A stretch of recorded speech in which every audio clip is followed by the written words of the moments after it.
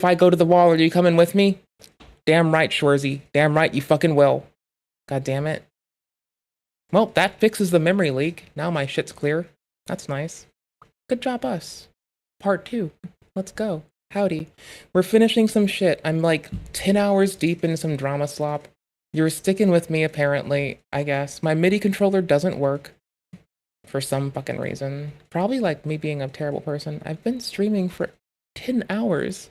And I want to get the rest of the context done for something. And I'm gonna do it. And we're gonna finish it. And in the interim, while I'm getting my shit together, we're gonna put on a thingy. Where's my MIDI controller doesn't work? Why am I pushing that? That's so wild. Boop. Come on. We're gonna do something for a bit.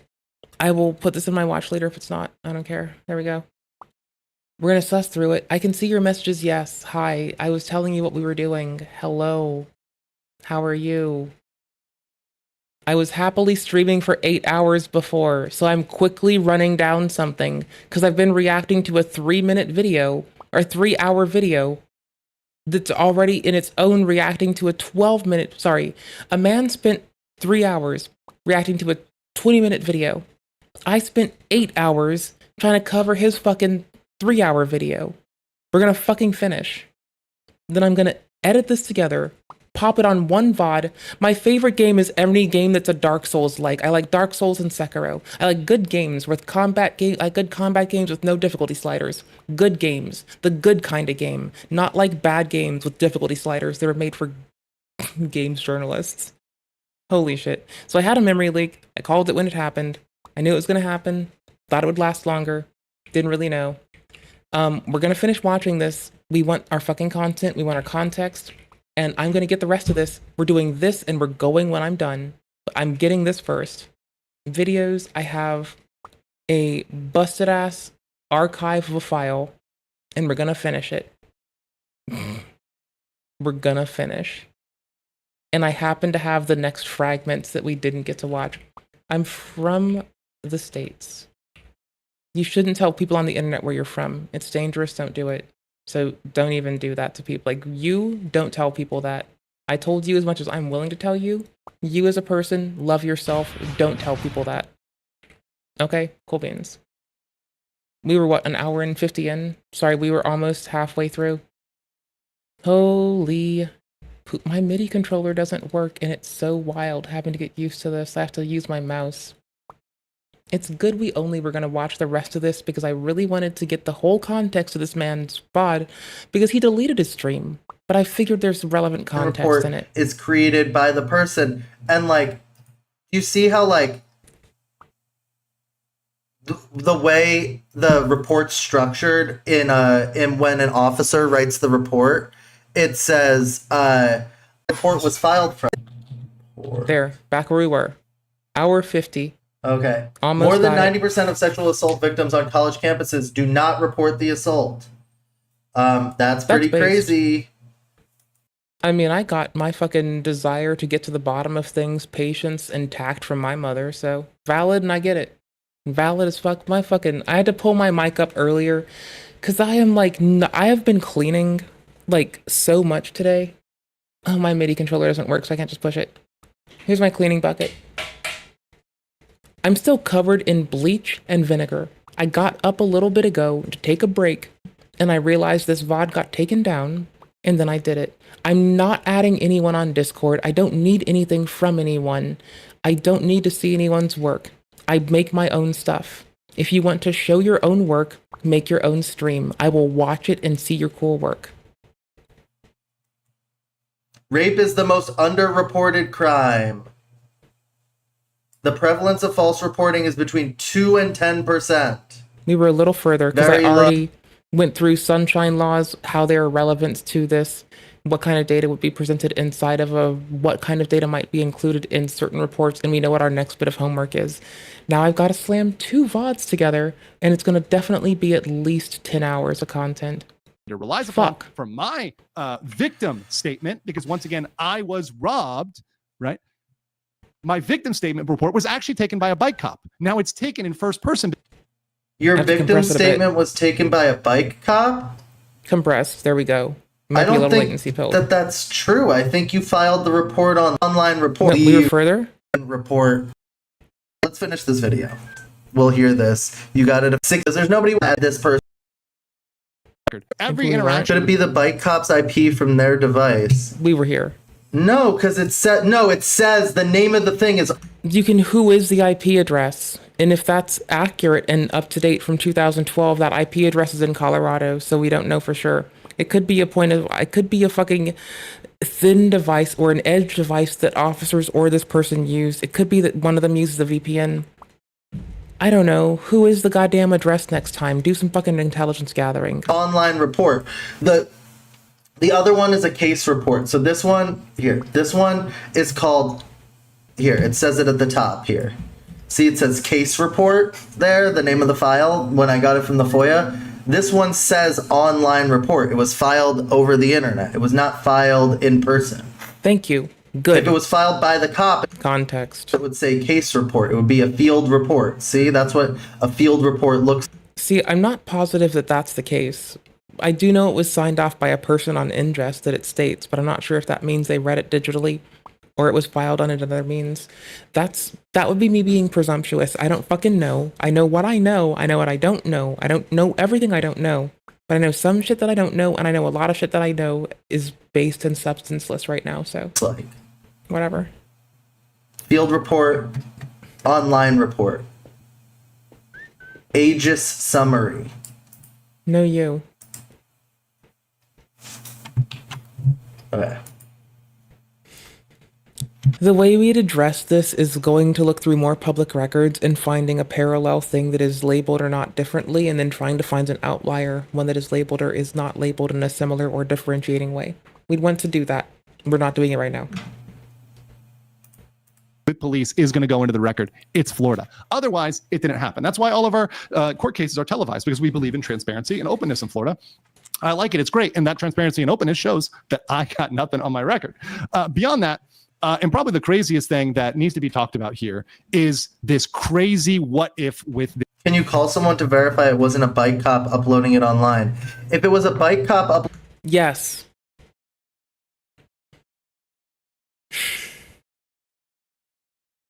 Because it lists their fucking information. Yes, you can.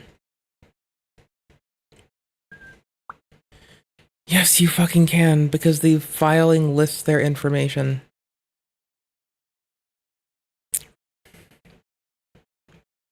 uploading it on It lists it of the officer, the one processing it. I froze again.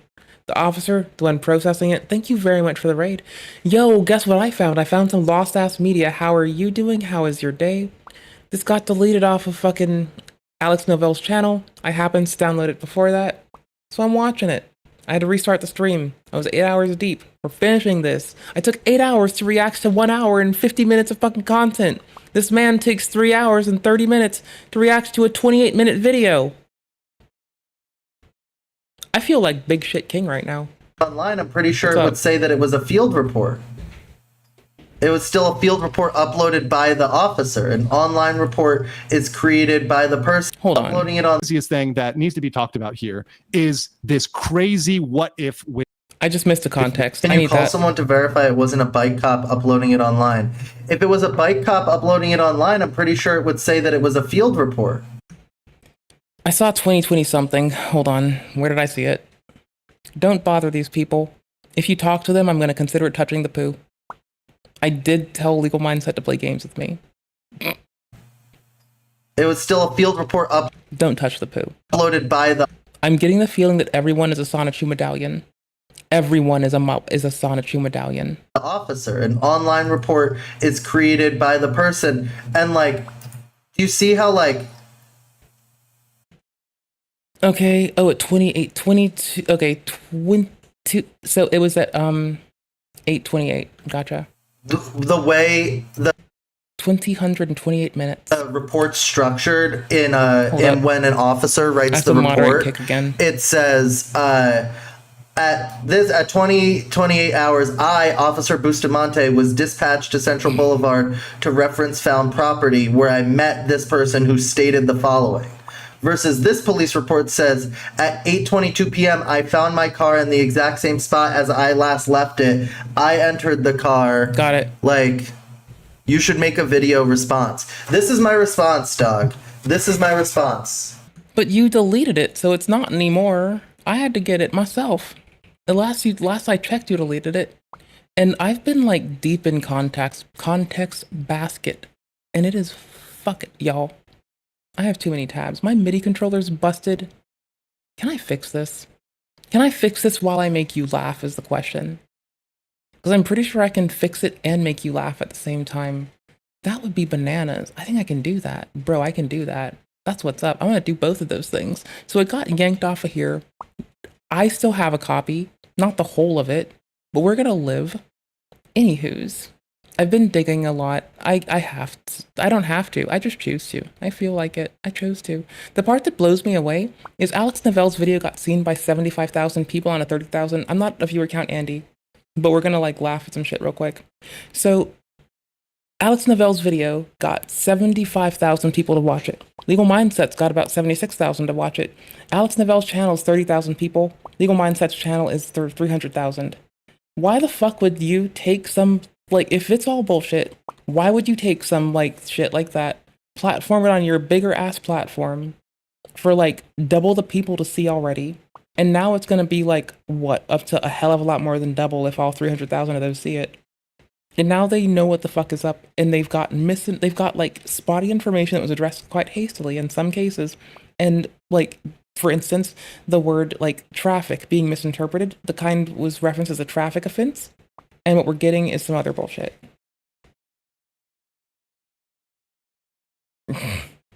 There's some bullshit here. Everyone's just launching ad hominems, and it's all substanceless for the most part. So we're just kind of drowning in it. Soaking it in. I've got 2 VODs to cut together now. One's 8 hours and the other one's gonna be whatever the fuck this is. I'm not writing the I had a memory leak on my computer. drama. This is my response. I don't need to, like, that's not what I do on my YouTube channel. Is like do this back and forth shit. I have other documentaries I'm gonna make that I'm already working on. I just got curious and I like watching people navigate compromising situations. So I just have started a 3 VOD fucking nonsense fest. And they keep getting longer. It's gone from 20 minutes to 1 hour and 30. This one's about to be 10 fucking hours. To go live and yap about this on Kick, which is where I can yap with impunity. And clearly everything gets archived everywhere. Clearly there is no actual private venue to talk in. Clearly, as my mom and I told my dad, you will try to say things under whispered breath and hushed words. Someone at another table at brunch is going to hear you. You can't say shit under your mouth, under your breath and think it's going to count. That doesn't change it. Like, you still said something. People are going to hear you. It's okay. Alex Novell's presentation's been a little bit grating of this other person, but like, Legal Mindsets has to be front-loaded with a lot of details to try to address it in an appropriate way, given the platform.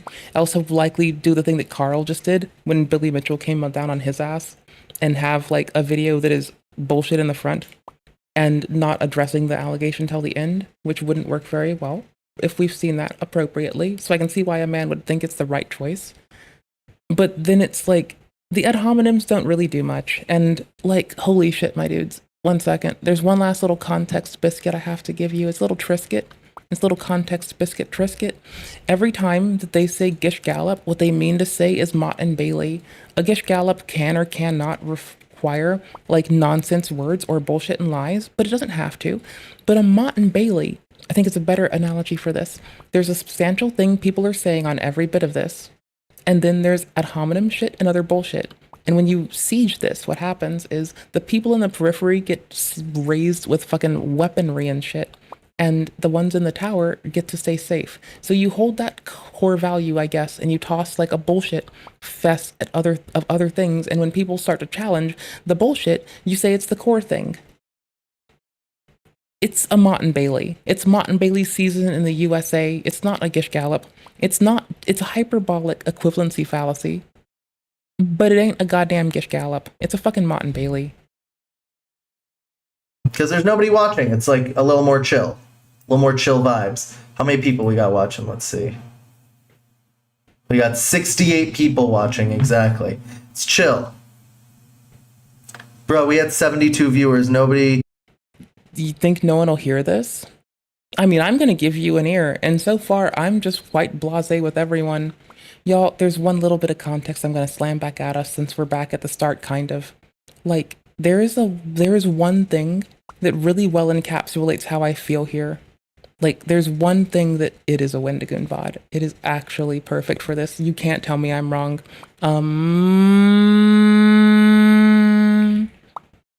Paradise Lost. There's a timestamp here.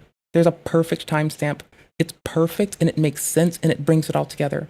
Y'all, it's perfect. It's beautiful. Story. Which, no joke, if you hear people talk about, they're like, oh yeah, that's the one where they made him like a sympathetic character. And if by sympathetic you mean they took him from being just like a goat head demonic depiction into a creature with beliefs and ideas, then sure. But the number of people I see who read this story and are like, was Satan the good guy? Is phenomenal. Like, if you look up any academic source about Paradise Lost, you'll find something that's like, was the devil the protagonist? Is this story a critique of heaven? To the degree that whenever I finished reading it and then was reading these articles, I'm like, did I miss something?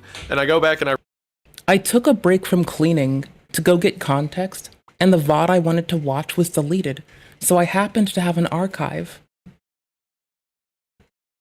read parts of it and I'm like, no, everyone's stupid. Got it. Because everyone looks at Satan's art. I got a 10 terabyte hard drive in the closet full of mostly things YouTubers done said on the internet that maybe they ought not to have said. Arguments whenever he's like, what if we were equal to God? What if we had the power of God? Oh, what if tyranny is heaven, better to reign in hell, blah, blah, blah. And they're all like, this guy raises some good points, which I don't know if we read the same story, but Satan invented, death as well as the word bad. Like, bad may have been a concept, but it didn't exist yet. And all the part that matters is here, right? And the hope that one day all this.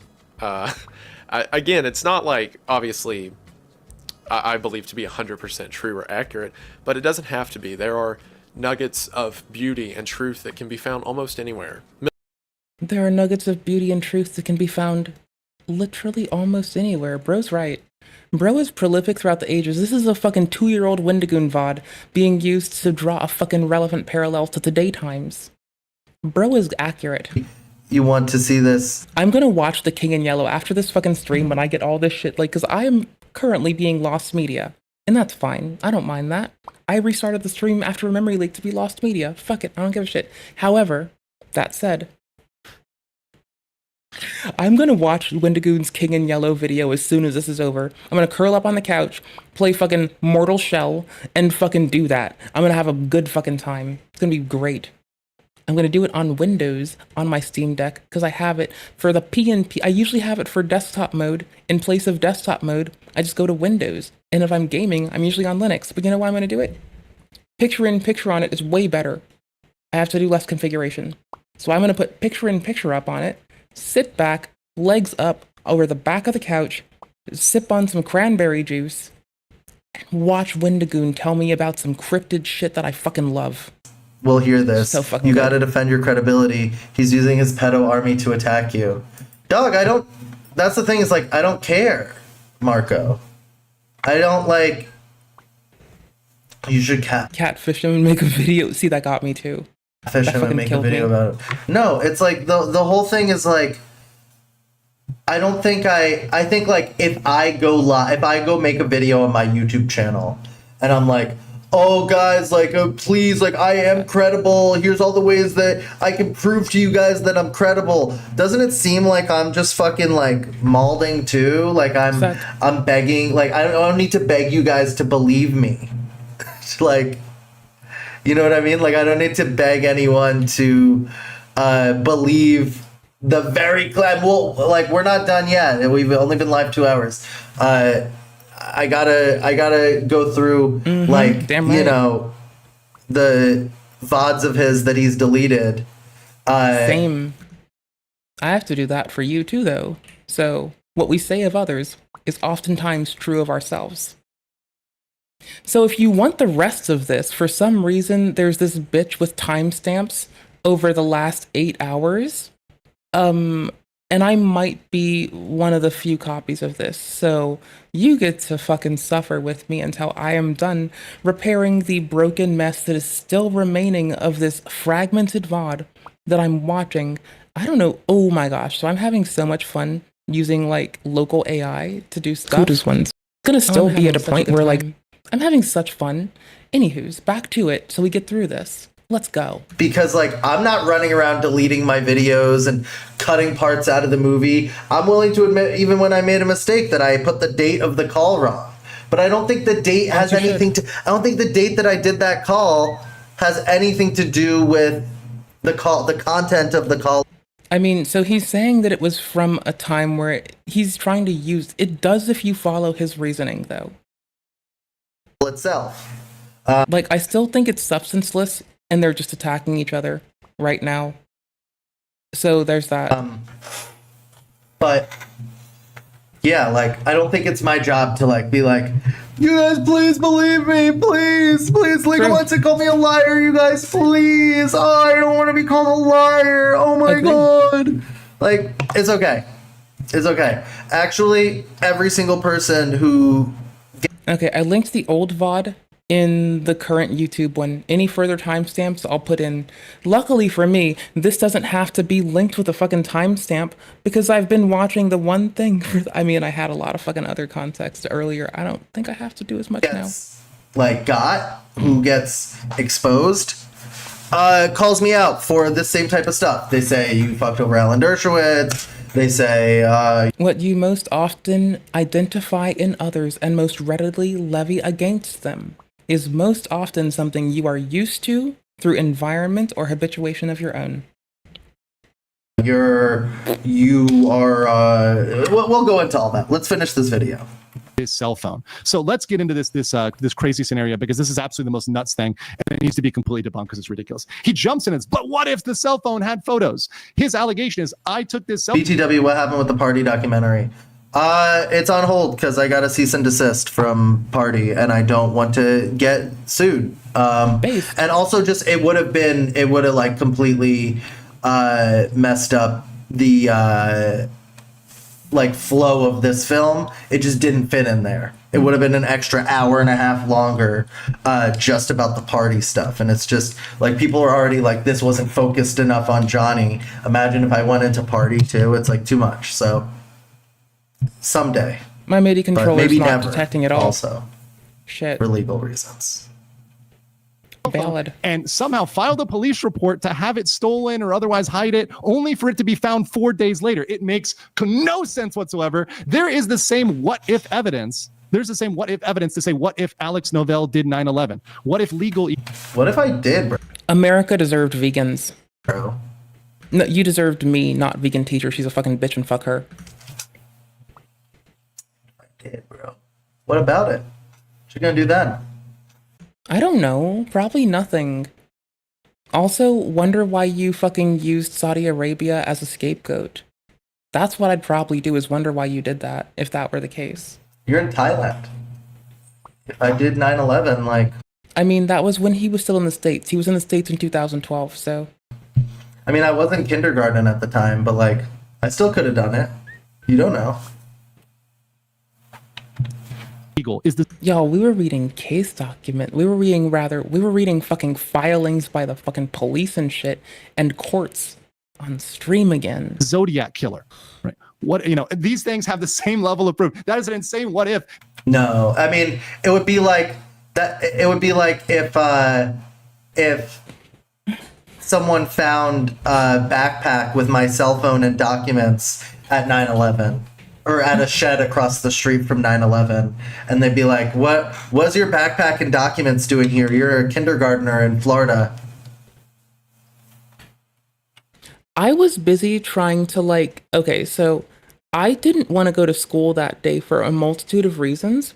And when I found out there was a fucking event that could have meant I didn't have to go to school, I was like, mother dearest, sweet mama, please don't make me go to school today. And then she was like, baby, go to school. And I'm like, but mom, I don't wanna. And she was like, baby, go to school. And I had to go to school. And then the whole day was like, bow our heads in respect. Well, I was doing that at fucking home, you fucking goober. I didn't need to go to school for that. I was already like sullen because people were fucking hurt. I didn't need to go there to do that. I didn't learn shit that day. I could have stayed the fuck at home. Because not only is Fuckers. there no facts behind it, but it makes no sense even internally. If someone wanted to destroy a cell phone or hide a cell phone, just wipe the cell phone. I mean, if you did 9/11, I probably did the genocide in Rwanda. So let's go. Or you toss it in the Everglades. You go out to Alligator Alcatraz, you toss it out there. Invoking alligator Alcatraz. So one of my favorite things to do is listen to like late night fucking ER nurses and fucking murder detectives tell me about fucked up shit. Cause they got a dark sense of humor like me, but it's a little bit more fucked up, so I feel a little bit more reasonable.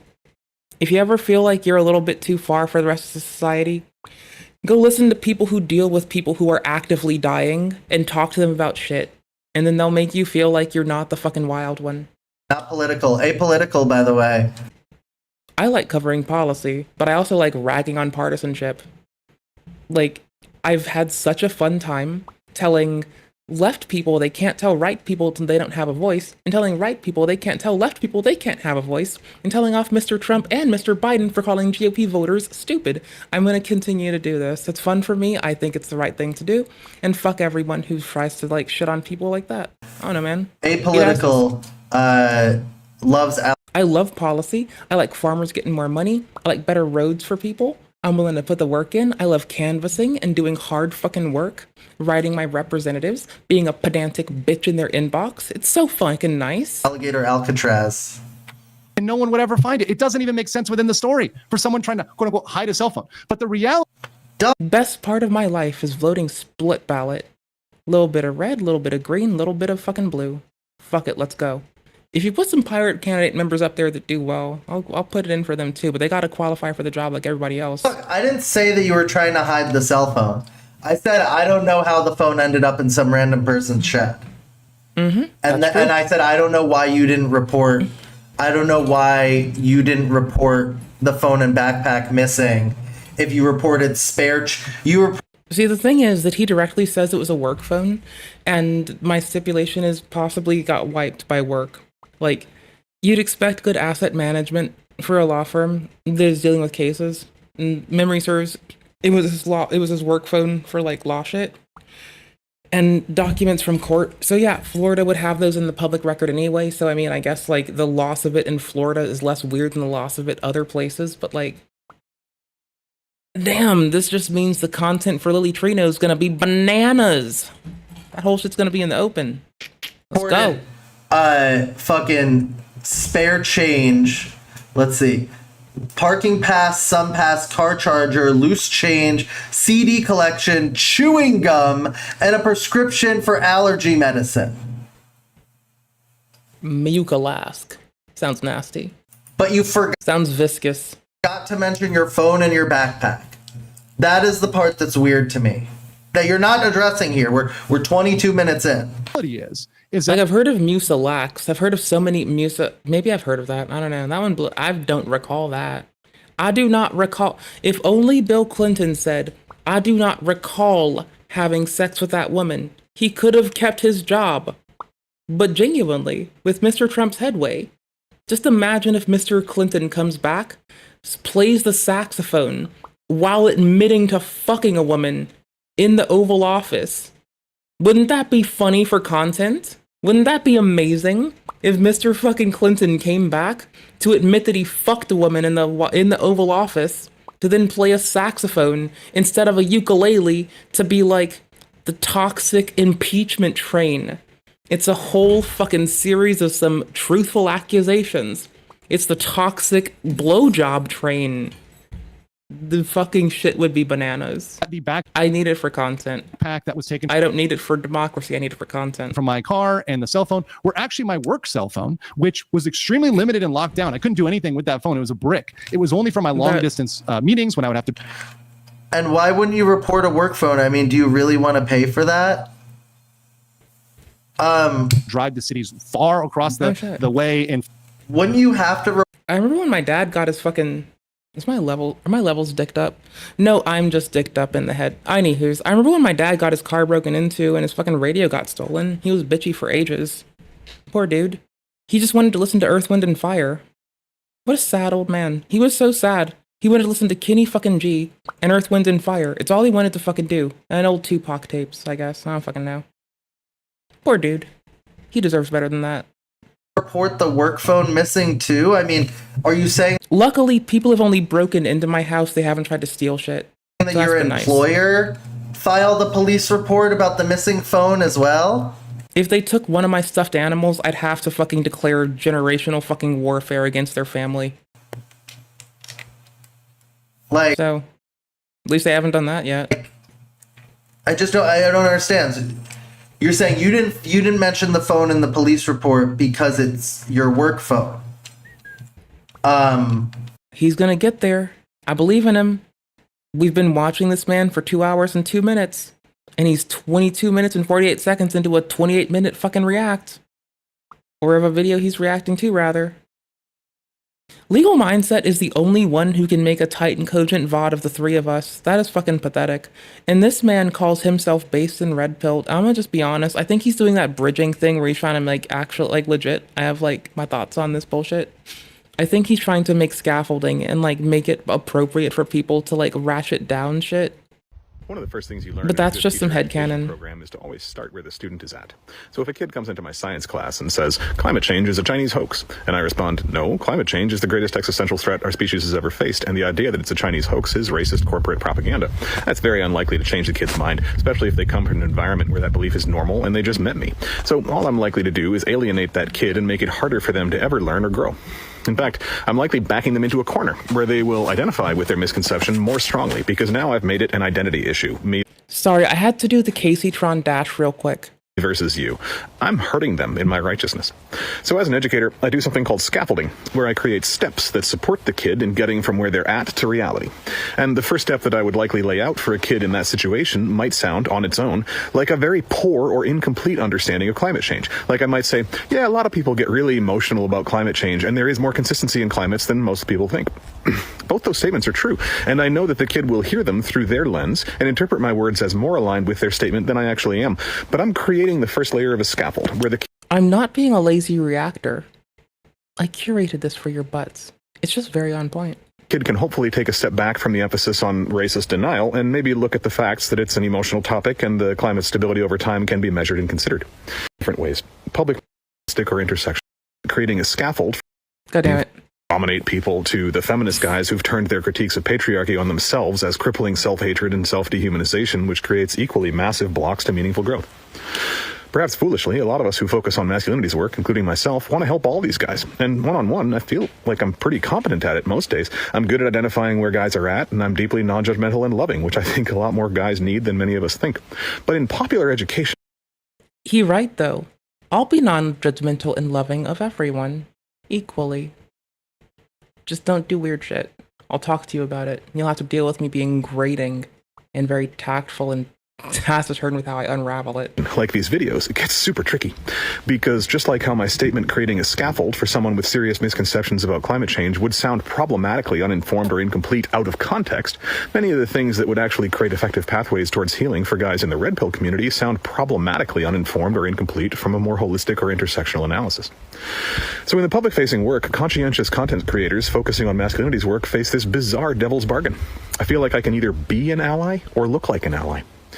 We all face this tension in different ways. Public masculinity's work may put it under a spotlight, but every conversation we have, even in private, we face this same challenge, and our insecurities will always push us to prioritize feeling validated and justified in our allyship over the much less righteous work of actually helping wounded people heal. And especially for those of us with more privilege, if we let our insecurities dictate our behavior and prioritize looking like an ally, then we're yet again leaving the work of dealing with wounded people to the most marginalized and impacted people in the community. So, like, if I just yell at my racist uncle who says some dumb stuff, that may feel good for me, but it doesn't actually help the next person of color he encounters. So it's not actual allyship, even if my ego thinks that it is. For public content creators, this does get tricky in other ways, though, because a bunch of people with well-developed analysis have come to expect a certain standard of thought, like from me, and some, for better or worse, have an emotional attachment to my meeting that standard. So if I make videos that appear to fail their standard of analysis, even if those videos are strategically part of a praxis thoroughly aligned with their analysis, they feel hurt and betrayed, and I can totally understand why. What a guy. Beyond that, this app always creates incomplete dialogues by its... What a fucking guy. I barely fucking go on the internet, but if you fucking... I go here for one thing. It's usually just whinging about being fucking kind to people. I'm an obnoxious bitch about it, but I don't give a fuck. Fight me. I got 2 hands. Put your dukes up. Wouldn't your employer make you mention that in the police report so that they could claim the phone as lost property? So that they could file an insurance claim and get another phone? Florida, and I didn't want to use my data or anything else, so I would use this work phone. I had this work phone, and those were about maybe once or twice a month. So I really only had this limited use work phone that was pretty completely useless. Even my boss would message me on my personal phone, would text me on my personal phone, because they knew I never checked that phone. And my backpack was full of meeting minutes. Meeting minutes are meetings, government meeting, agenda, all the documents, which I would have in digital form as well, so I could read them on my phone. But I would have a physical copy because a lot of people wanted to see I was reading and making notes, and they didn't want me to look at my phone because they thought I might be playing. So sorry, I had to when I was in school, sometimes I'd have to record shit, and sometimes I have to either audio or whatever, and then I'd have to transcribe it by hand because we didn't have transcription services. So I'd have to I'm old. Okay, way back in the day, I'd have to listen to I'd go to class, I'd record the notes, I'd write the notes. So I have to you're ingesting and regurgitating information over across of different mediums, which is generally helpful for helping you learn and retain information. And so, especially if you have to do something a lot to get it, that really helps. It's a good tactic. Good skill. Game. Top tech. Or texting or not paying attention. So I would, out of politeness, always have a paper copy and be fully focused on the meeting at the time, taking notes with the paper copies. Of course, they weren't necessary as we had backups. So no, I don't. What happened was, in reality, my car was broken into. I noticed my sun pass was gone, so I reported that and some other minor stuff that was taken. And I didn't even notice the backpack was gone because, frankly, I didn't care. You didn't care, so you didn't notice it was gone because you didn't care, but you did care that chewing gum, you reported that chewing gum was taken. It's crazy to me. This is a really weird thing to say. I mean, it's a human thing to do. That's a thing that makes sense. It's just that they're both kind of shooting back, with, again, substanceless stuff. They're living at a homonym, and they're exchanging substanceless things, and I'm just watching it. Especially because the video's deleted. You noticed that chewing gum was missing, but not your backpack, because you didn't care about the backpack like you cared about the chewing gum. It's crazy, bro. What? What do you mean you didn't care? You're telling me that you looked through the whole car. Yeah, there's a lot of dead air. Operated the vehicle for approximately 4 minutes before identifying. I mean, in good news, there's less dead air than at the start. At the start, there was a shitload of dead air, and now it's a little bit. I have to pause it now. At the start, I could just keep talking, and I didn't have to pause shit. Several items were missing. Bro got heated. I also respectably noticed that various items in my glove box were moved. If you believe shit, stand on it. But you didn't. I just believe that no one has substantial shit to say that either one is anything. And accusing Legal Mindset of these things is about as substanceful as Legal Mindset saying that Alex Novell is a wannabe director. Are they one of those couples? Okay, so I've been thinking of this as very Cyrax and Mr. Base pilled. Imagine a Cyrax and Mr. Base collab. Now it makes sense. Check to see, you noticed that items in your glove box were moved. And you reported that, but not your... See, this is why I'm glad I got broken up with for providing, in quotes, a loveless or sexless relationship. That was a win. Because if this is what, makeup sex looks like, I'm glad I opted out. Goddamn. Backpacker phone that's missing. I just find that really hard to believe. I don't know. Bro, I was too busy playing Monster Hunter. You think I want to fuck? I'm playing Monster Hunter when that shit's going on, bro. I don't want to fuck. I want to play Monster Hunter back then. Now I want to play fucking Dark Souls and Elden. I want to play Mortal fucking Shell more often. Mortal fucking Shell, yeah. Mortal Shell 2 is coming out next year, by the way. So fucking dope. 2025, 2026. If you like Souls games, these years are going to kick so much fucking ass. They're going to be so good. I can't believe I'm going to live till 2026. We're going to have so many good games. Paralives. So I got my sim game of choice coming out soon. Then we're going to have some more fucking combat games. Shit's going to be raw. Meetings didn't happen very often. Yeah, and brother. I really didn't care Hell yeah. about that work phone or the useless paperwork. It was But you cared about the chewing gum? Probably. only when it was found Like, you can't really discern what makes people feel safe. And you can't really discern where people's priorities are. You can assume and stipulate. But that's kind of on him. We're kind of stuck waiting. Sorry, bro. 4 days later that I'm like, oh yeah, okay, yeah, okay, that got taken. That's fine. 4 days later, I Didn't care about a phone that didn't belong to him. Aha. I cleaned up the fucking compression. I'm sorry. I caught it now. We're still getting through. He's just saying he's saying the phone's his work phone, but like, I mean, it clearly belonged to him if it had his name on it, you know. It was the cops were able to identify that it was his phone in the other police report. Just seems weird to me, which is what I said in the film. I just said this seems weird to me. need it at all during that period of time. It wasn't necessary. Okay, but Alex Novell making a call out, wishing that Mr. Piker watches this, right as Legal Mindset is saying that he's trying to call out for Daddy Hassan, is gonna... Everyone involved is gonna just keep throwing poo, and it's gonna just... Don't touch the poo, y'all. Don't touch the poo. They're gonna be throwing poo like bonobos. What they should do is go gorilla mode and be based. Like Bulgarian man Turkey Thomas.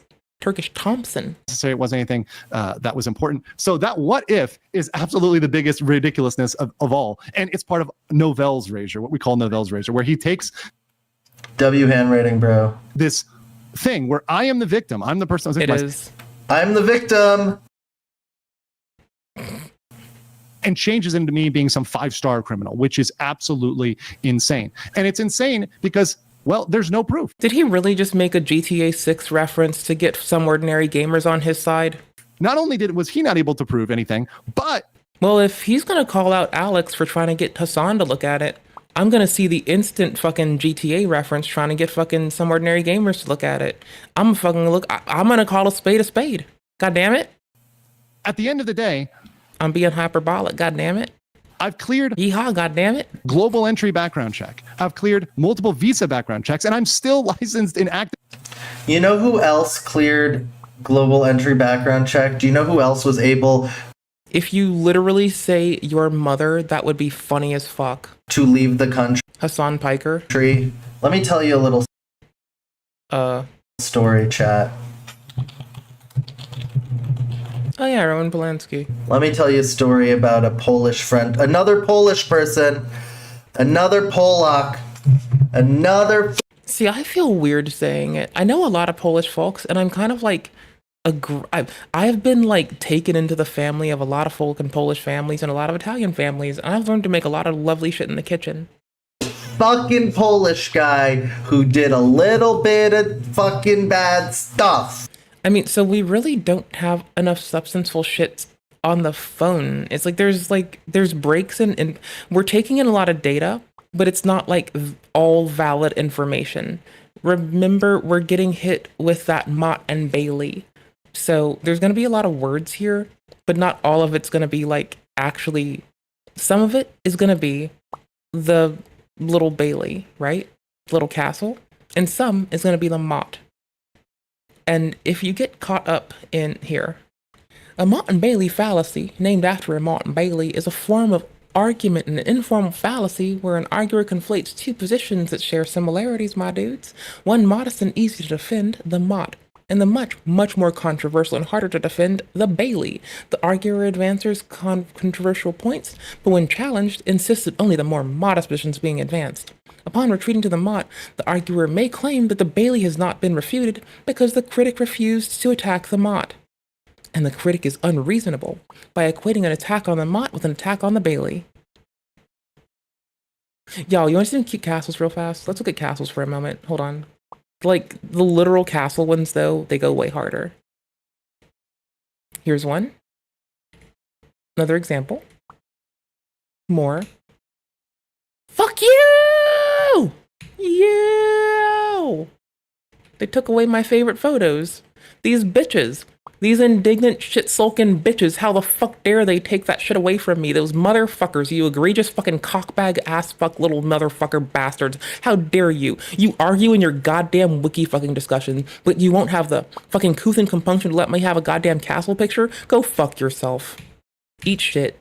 Cry a fucking fire. Cry a fire out. Actually cry so much the fire goes out of your fucking belly. You fucking assholes. You took away my castle photo. Oh wait, here's the one I like.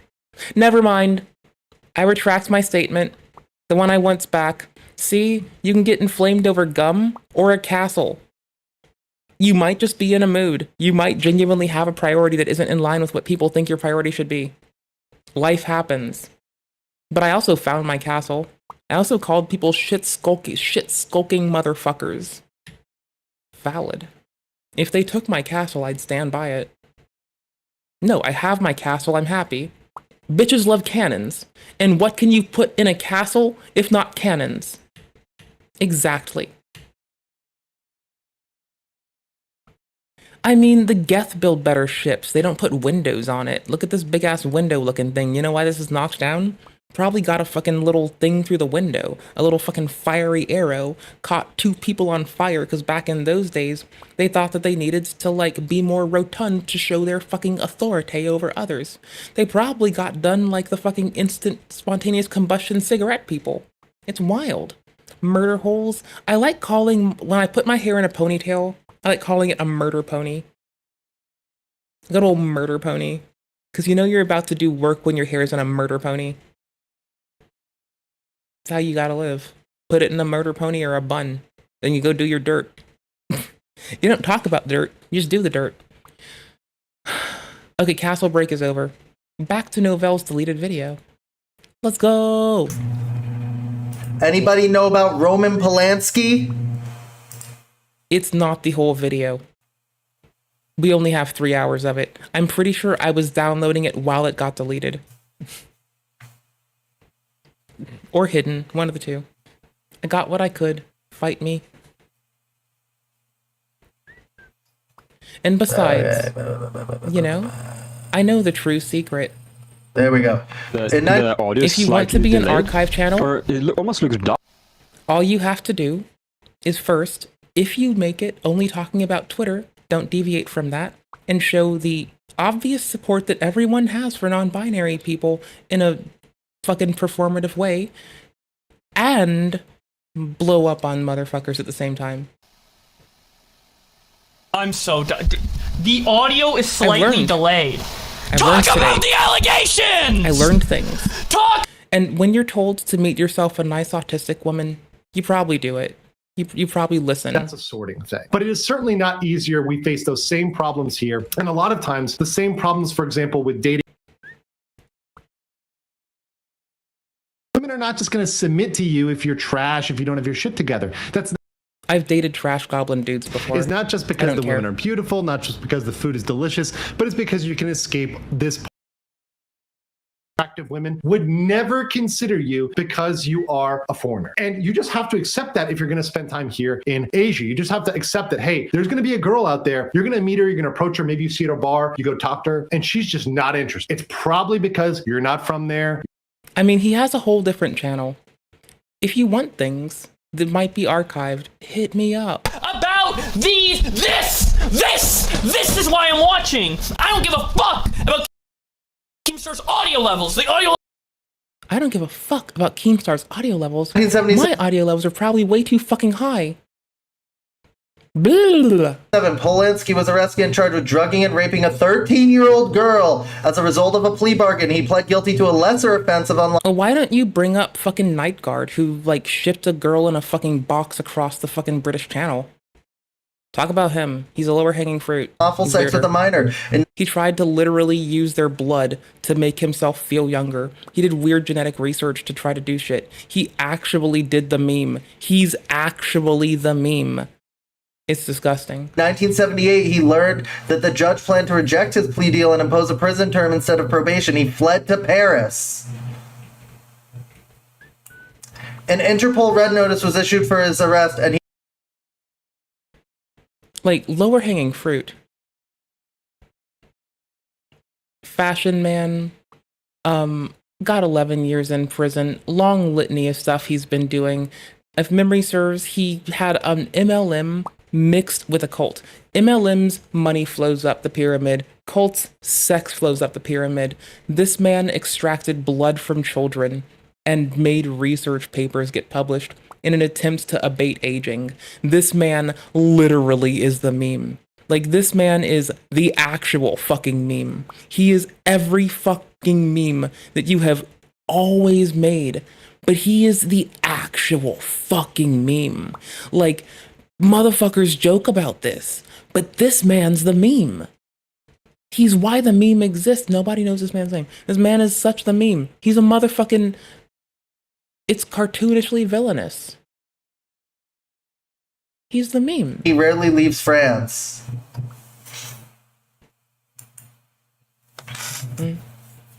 Well, I mean, Dan Cummins, see, I personally like hanging out with everybody. For some reason, Polish and Croatian people just get to my heart the best. It's not my fault.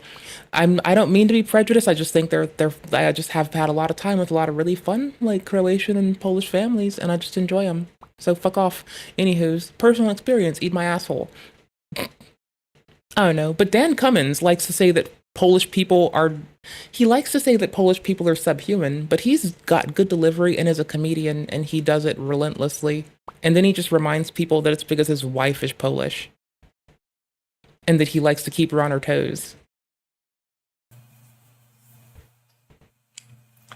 Mic quality and room reverb balling out of control. Right? I have normalized your audio so much. Y'all, you're welcome. I'll turn them fucking... If I re-upload this without me crashing or talking for part, like, I'm gonna remove the silences. The dead air needs gone. There'll be some missing context, but someone could just watch the goddamn VOD. I'll just shout, engage with my content. Mic down, Billy. Fine. I'm sorry. Roman Polanski's the guy who made Rosemary's Baby. Can I do the Caseytron dash really fast? I'm gonna do the Caseytron dash really fast. What are we gonna do while I do that? We're gonna go to Old Me Tent. We're gonna go to Old Me Tent. That's pretty cozy. Let's go to Old Me Tent. I like singing about nonsense, but I think what I'll slam you on for Old Me Tent. Where's Yakub? Oh yeah, there's Yakub. Hello, Yakub. Of his brother King Fucor. BRB. His other I'm going to do the Caseytron dash. You know what to do, y'all. Oh my gosh, wait, do you know that Trisha Paytas tried to, like, fetishize just Jewish people as a whole and make caricatures of them to, like, fetishize more? Do you need me to uncork? We can do that tomorrow. We're getting through this other shit today. I gotta BRB real quick. I'm gonna do the Caseytron dash. You can figure out what it is. If you will also do the Caseytron dash, I'll see you back here as soon as you cash that out. BRB.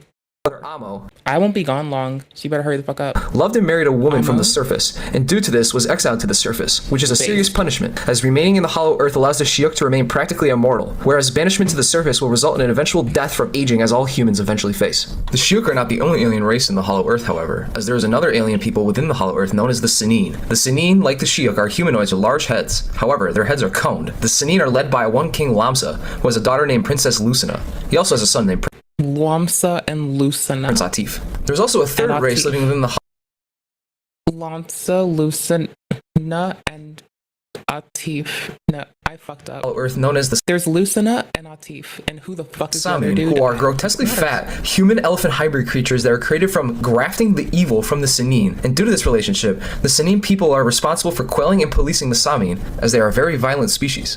One day, the Samin attacked and raided Shiok villages, stealing resources and food. Upon hearing this, King Fukor sent a telepathic message to King Lamsa, telling him that the Sanin were lacking on their Samin wrangling duties and must drive them away from Shiok lands. Caught them fucking sleeping on it, dude. You wanna get caught with technology? King Lamsa mobilized... Oh wait, I'm thinking about technology. Never mind. Sorry, Elron. I apologize. I'm being a suppressive person by accident. Oopsies, whoopsie daisies, me. quickly and was able to drive out the Samin at Fukor's behest, although tensions between the tribes remained. In order to make peace, Lamsa and Fukor decided to create a marriage pact, marrying Sanin Princess Lucina to King Fukor, and Shiok Princess Rehia. Family, Sikhs, gentlemen, I decided I'm gonna put you here instead because I gotta piss. What those medium height, neat appearance, some means no children, desires to marry, find woman in business, or business connection. Please state details, no brokers. It's like one person saw the brokers up here and is like, if you talk to that person, I will fucking just disown you. Oh my. Doctor, 30, 6 feet, established, wealthy, successful, wishes acquaintance of young lady, prominent family, 1955, grand concourse. No, back in this day, people like didn't get food. And we should respect the bullshit they had to go through. Everyone was wildly underserved. Anywho's, they didn't get food. So like, when you say tall, like 5 feet, 5 inches, like, is a like tower of a person if you look like 40 years earlier. I don't know what's going on over here. Americanized gentlemen, and that's in the States, in the lap of luxury, where they were basically co-opting all of the food of the poor peoples and making it the food of the wealthy. This keeps happening. Wait for them to take mac and cheese. Wait for them. Wait for it. They're gonna do it. Attractive, intelligent American girl, 30, 5'3", $10,000, cultured family, Sikhs gentleman, 40 to 43, professional or businessman, established gentleman, 55, slender, attractive widow, 39, $10,000, and Sikhs gentleman, 45 to 50, serious intentions, employed or business. Time for the boozy section. I gotta put my glasses on. Haktua. Ew. Awkwardly, I still can't see well out of them right now. They're a bit smudged, but let's look past that and ignore that and pretend nothing happened, as we were. We're in the boozy section. This is the bougie bits. Dentist, 32, well-established, refined family background, seeks refined young lady. Beautiful girl, school teacher, has $15,000 wealthy, refined family, seeks gentleman, professional or established businessman. Attractive, charming widow, 45, large income, owns business, desires acquaintance of a refined gentleman. Doctor, well established, 35, round. Refined background, seeks cultured girl, American family. Young girl, good looking, 25, has $10,000, school teacher, seeks refined gentleman. Wealthy and attractive miss, wealthy, attractive, charming miss, 28. Back then may as well be 38. They were scathing back then. Large business, desires acquaintance, refined. No, I'm sorry. You got me with them being Yakubian devils for not liking mac and cheese. I've been calling Yakubian ass fucking haircut having a Megamind haircut, which I found out recently is also just called Widow's Peak. I didn't really process that till recently because I'm not that clever, and it kind of snuck up on me. So that's fine. That's whatever. Bro, can you please use dark mode?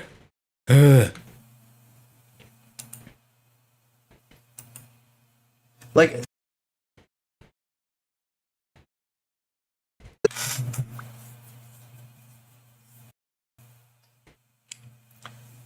I'm just still broken that one of his tabs is like AI generated pregnant women. like quality and room rate. He was reacting to someone else who was hyping up legal mindset, and that other person's channel is like an AI, they're an AI bot, and they just keep uploading AI pregnant women, and it's kind of weird. But there's now apparently floating around an AI pregnant legal mindset. If someone finds it for me, I'll give you a sunflower emoji. We're balling out of control. I'll turn the fucking mic down, Billy. I'm sorry. 3 Pac? I only listen to 4 Pac. Roman Polanski's the guy who made Rosemary's Baby.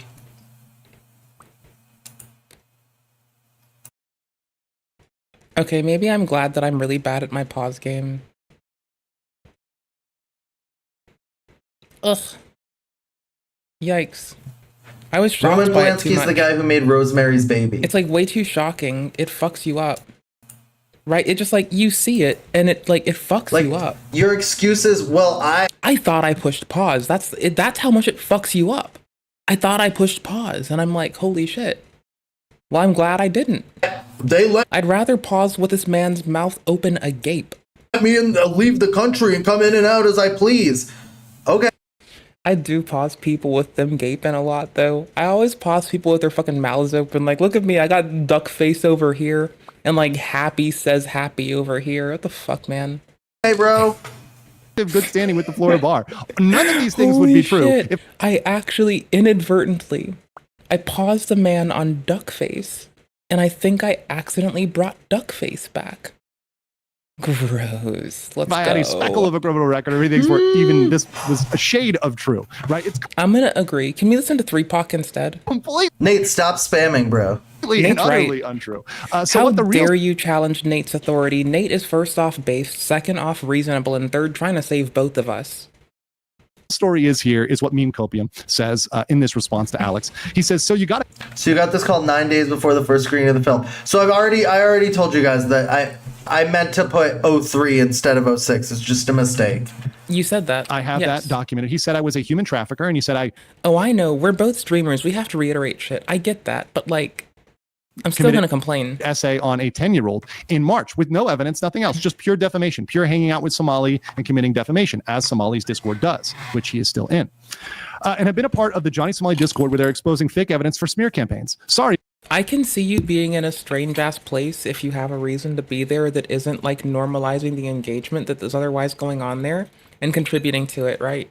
Like if you're just looking, they're just getting fucked with and logged by somebody else, man. Like, oh, my water's empty and I'm not gonna BRB again for a minute. But it looks We're like gonna you sit workshopped this and fake live story with to it. get after the FOA came back with nothing to get Hassan to notice now. it. That's right. There's nothing for Papa Hassan to notice you and Senpai to give you the attention you wanted for your little fan film.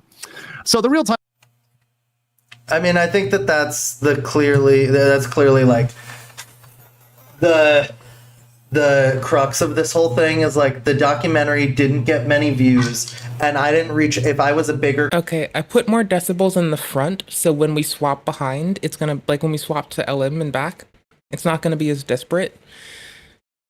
I will continue to fucking manage people's audio live on stream to give you all at least a moderately not ass time. creator and had reached out to Because I want to try hard. him, like if I was at the stature of like Meme Copium, he definitely would have gotten on a call and talked to me for at least an hour and a half because God knows he did that with. Bet you I'm gonna fucking like make people like play games with me and not make it about content and probably get more video games in.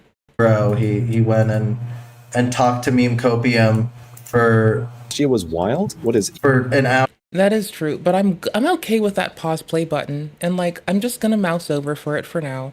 But it would make playing video games harder. Like imagine trying to like get into a Souls game, but you can't switch scenes while you're gaming. Ugh, that would fuck me up. 8 Ways Till Sunday be fucking rough. Hour and 33 minutes he was talking to Meme Copium. Is there more wild shit like Yakub we can watch tomorrow instead of this bullshit? We're gonna run away from like the EHDDL mega drama for like a little bit. I mean, I was reasonable to put the L in there. EHDDL. I did it I did it days and days and days ago. We were wise to do it. If it's gonna be Ethan, holy fuck. Ethan, Destiny, Dan, Hassan, and Legal Mindset. Ethan, Hassan, Destiny, Dan, and Legal Mindset, EHWDL. There we go. If it's gonna be the EHWDL, we're gonna get it. It all goes together. But I get to run away from it and play Souls games this weekend. You need to have the stature and the subscribers of Meme Copium. Esteem Or, you know, aspire to one viewer Andy me, because I'm Indie raunchy. YouTuber in order to collaborate with Legal Mindset. Timeline is I discovered he's a bad I'm raunchy in the video games where I ought to be raunchy at. actor. I turn him down. He threatens me, rages online, rages in the Somali Discord. He's accusing me of trafficking an essay live with Somali. He said traffic like cars. And he's gonna say it again. But it's traffic like cars, not traffic like sex trafficking. There's a difference, dears. Well, I can see why he's frustrated at that one. That I can totally get. He's saying trafficking because I sent a Discord message that said I found traffic violations of his. But I spelled traffic TRAFFIC because it was like tickets. It's an intentional distortion, yeah. In March. In April, he asked Somali's inner circle for help creating dirt on me. Dog, be real. Also, like, do you... Yeah. So the things levied by Alex Novell were, for what they are, without substance. In regards to this man, it was a 10-minute segment of a 2-hour video, right? Or something disproportionate like that. I have now been here for fucking 8, 10 hours, 9 hours. I'm glad about that. I've been reading fucking how things are filed. I know what I'm gonna look up next. I got notes. I got timestamps like a motherfucker. Oh, we're ready to fucking go. You think that I would need Johnny Somali's Discord's help creating dirt on you? I just usually reference timestamps with videos in it, so me not trimming the silences and putting it up on my own shit and just unlisting it with the silences dropped, me not doing that would be out of my usually. Oh, I gaff. Do I need... It'll be... if I make it more accessible, I should definitely remove the fucking, like, PII. Like, if I actually wanted to, like, fabricate something like that, don't you... I think our takeaway is... Here, let's do. Hold up. I got you. So, when you're presenting contrary to someone's accusations that you are stating are false, you can apparently save yourself a little bit of time. I think so. And... we're gonna look at how really fucking fast, helpful, actually valid context to the point. It's fucking wild. We've been up this since the first one was 20 minutes. Then it made us take an hour. Logic doesn't even... We're gonna amend something today. Hey, we covered something recently, and we probably need to like go and look at someone's update on the thing that's been levied against them. I was hanging out in this man's chat this morning because he was on before I had to go to work. And I was like, oh, hello. It is 6. Fellow chatters are based everywhere, bro. 6 in the morning. That's nifty. Anyways, he tried to not raid Premier people into this after, and he said it's his one time he's gonna address this. I'm rooting for the man in that I hope he doesn't like get we have these here for a reason. Someone was stating it was a Gish Gallop. I think it's more like a Mott and Bailey. I think these things that are being levied by Mr. Hasanabi at occasion, Mr. Piker, are occasionally a little bit like a Mott. Me extra compressed isn't the greatest. But oh well. Blah. Point being, I've been here for hours. God damn it.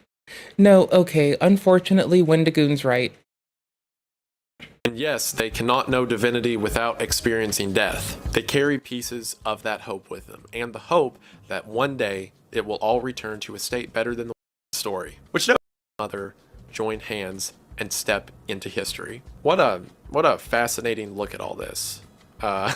Again, it's not like, obviously, I believe to be 100% true or accurate, but it doesn't have to be. There are nuggets of beauty and truth that can be found almost anywhere. That's all. Wendigoon's right. There are nuggets of truth and beauty that can be found almost fucking anywhere. That's it. That's all. That's about it.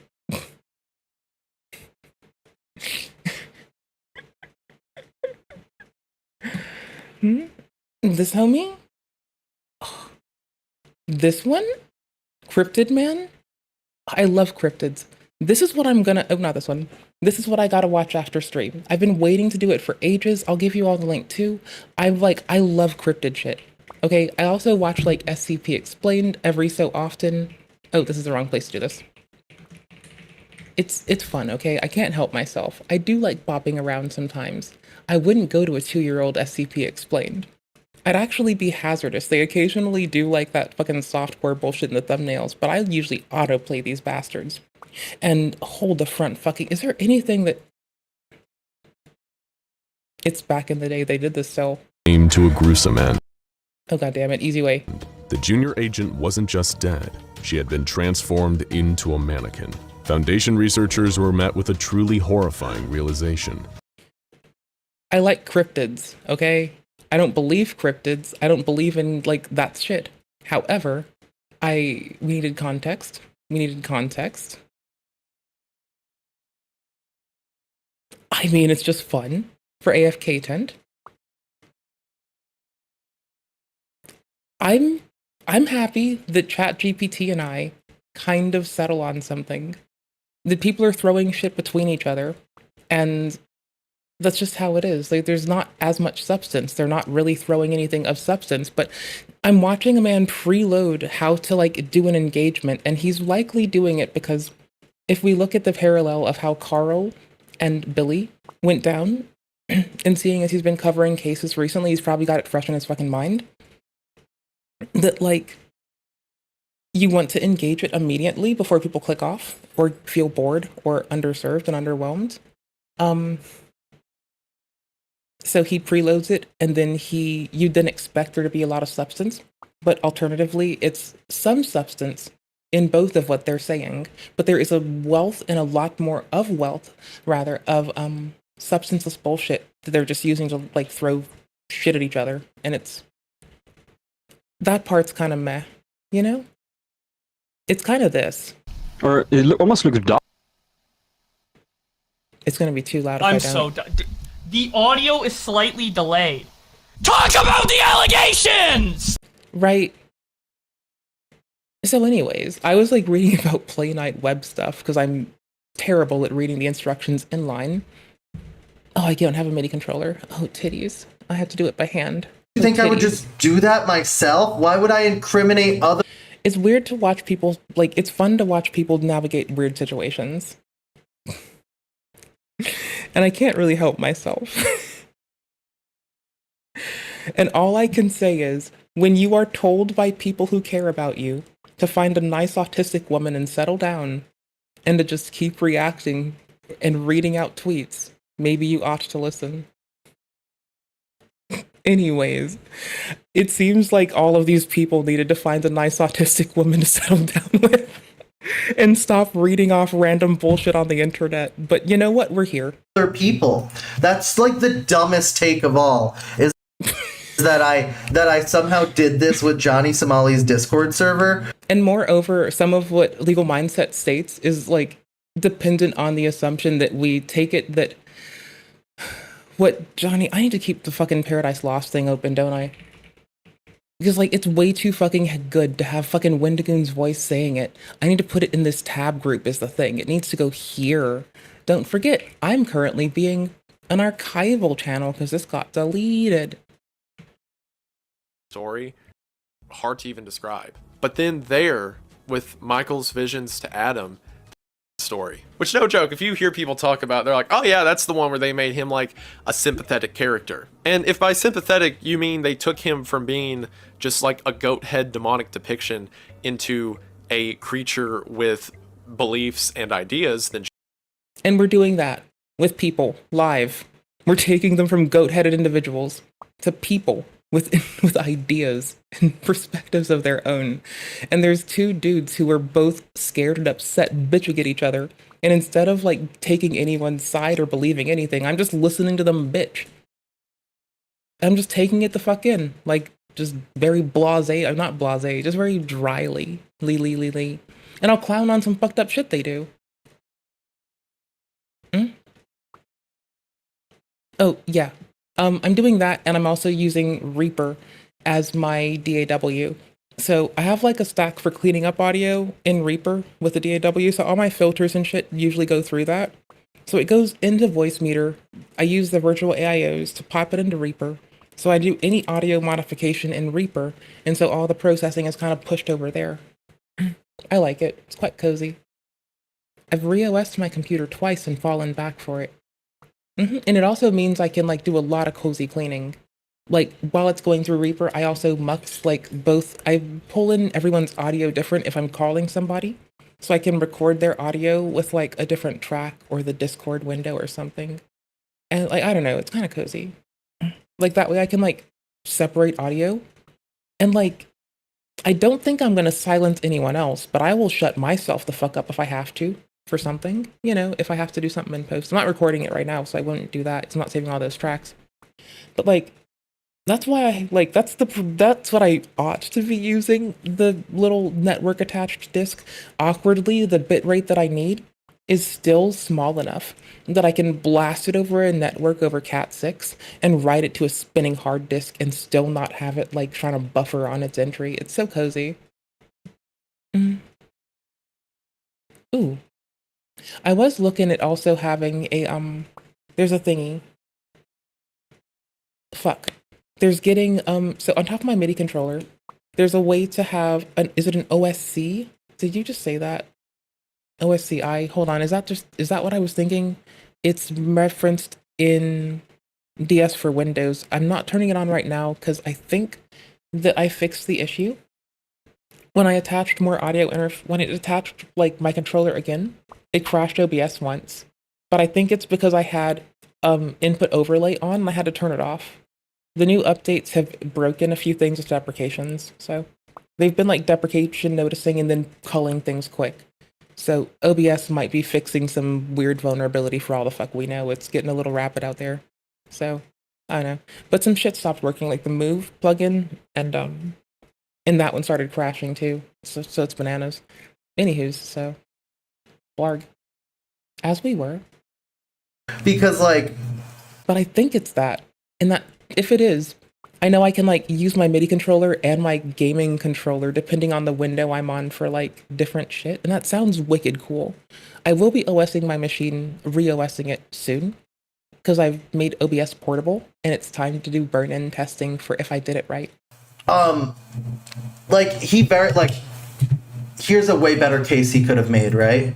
And this is what I was more worried about in terms of like him calling all of my content into question. Film yourself. He could have said this. He could have been like, that call of him talking to that girl was AI, and you know why it's AI? Because Alex is a master of AI. He can say that I used AI to make an AI Jodie Foster in this video. Statistically happy in like my movie, Silence of the Lambs. And yeah, just take a moment to smash that like button and also press subscribe. It really. And I did it with AI Louis C.K. with Alex Jones. One-legged. We could get you on here. We've actually been trying to get Crowder on, but we haven't heard anything back from his people. So did it with AI Louis C.K. Like, there's AI Louis C.K. having a live conversation with Alex. I know I keep derailing us, but like, hold up. Hold on. Oh my gosh, I can't type. I need an @ sign. Did you know I needed an @ sign? Because I'm the fucking ignorant bitch.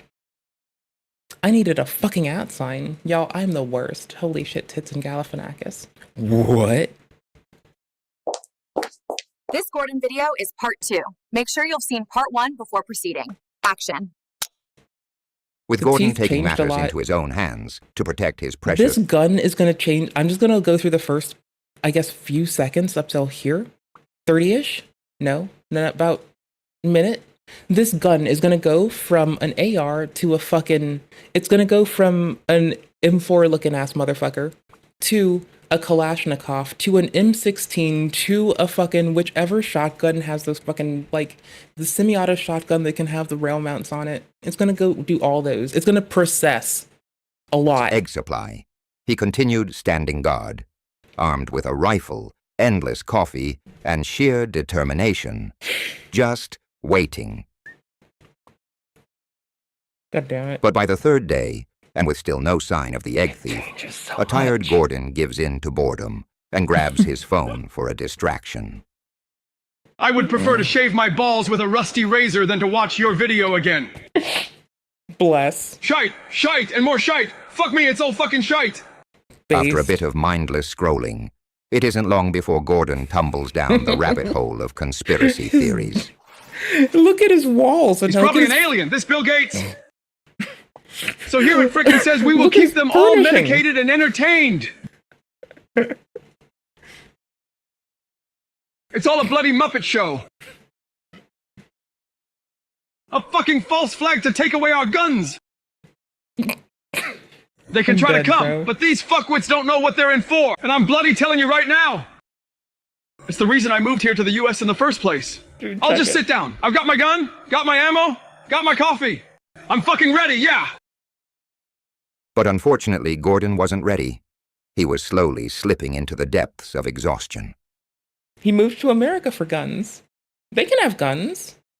And it wasn't too long Canada before has Gordon loads of drifted guns. into a deep, deep slumber, where the dreams It's began. doing it. It's morphing. It's a Power Ranger. It's In the Mighty primordial Morphin. chaos of forming worlds, the odds of life evolving into intelligence are nearly non-existent. Most is snuffed out long before it has a chance to begin. To Gordon, it It is now a shotgun. felt like he'd only been asleep for a few minutes. But he awoke to chaos. Jesus bloody Christ! It is now a Kalashnikov. A very crude Kalashnikov variant. Regurgitated by a machine. It has already been an M4 and an M16. And now it is a Kalashnikov variant. And it's morphing into a shotgun as we speak. Somebody's had a fucking freak-off orgy with my fucking eggs! Fucking perverts!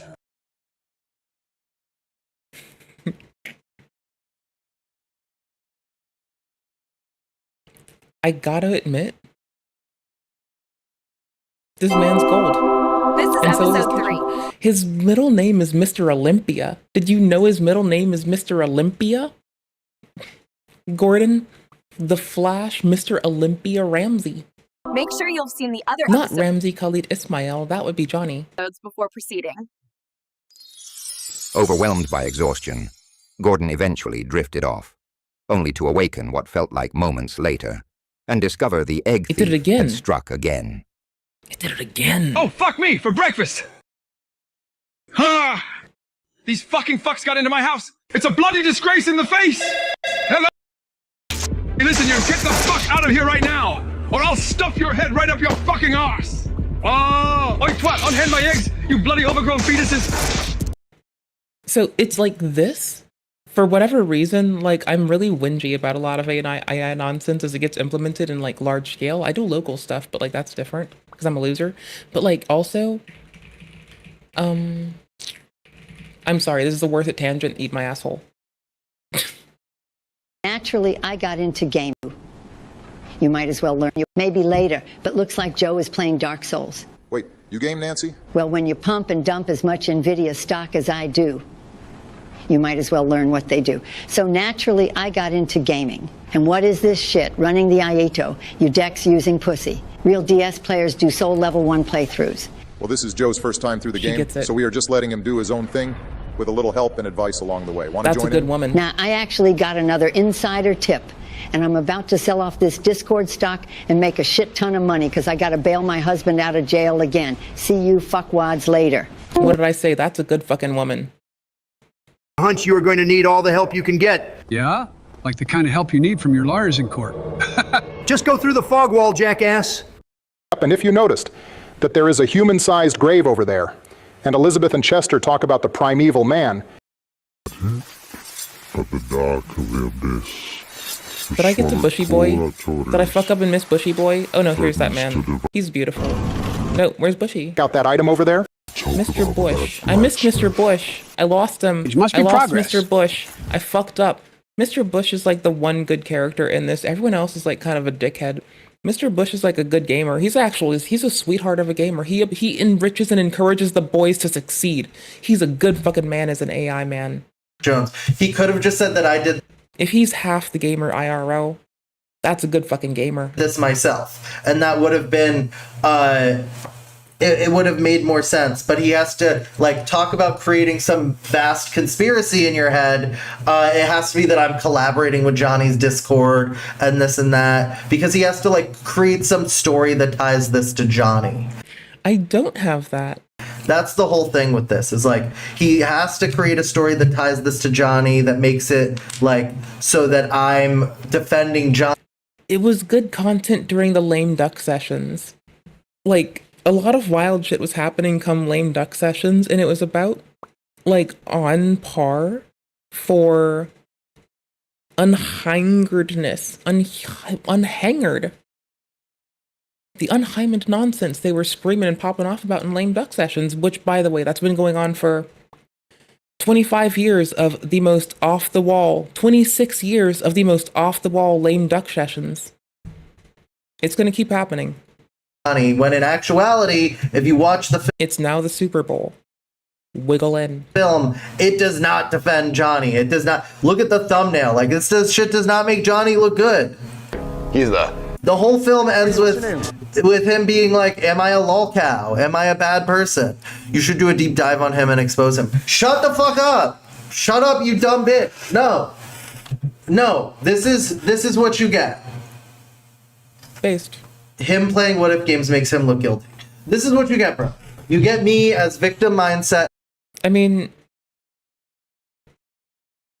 I don't think it took that for, like, it doesn't look guilty, it looks without substance. And now it looks like people are going to be on edge around a lot of people. And it's either going to turn into a fuckload of content, or it's going to fade out and it's going to really impact both of y'all. I want everyone to be well. Why not? People not victimizing people, that's well. People not losing their shit. Yeah, this is kind of funny. Because that's not what I do on my channel, dog. That's just not what I do. Go watch my stuff, Phil. That's not what I do. Ow. My job is to not go back and forth about the same topic forever. Do you think I should have, like, every time Mr. Based called me a liar and said that I used AI, should I have fucking debunked that? No, I just went live and talked about it and said he was dumb. Because I don't make two videos about the same subject. You probably have shit to do. So keep it moving. Honestly, that's kind of how the other people, honestly, that is kind of what you'd expect the other people engaging it to do. Oh, he's dressing like Legal Mindset. He's memeing. He's memeing like it's top tier memery. Like, I legitimately, like, they're both funny, but they have mid delivery and mid timing, but they're both still funny, right? Herpas, hold on. My throat feels like I've eaten 10 fucking my MIDI controller hates me. My throat feels like I've eaten 10 billion cocks. Jesus the fucking Weezus, my dude. Piss on me a Tuesday. What the fuck? People like to talk about My MIDI controller. I was reaching for it out of instinct.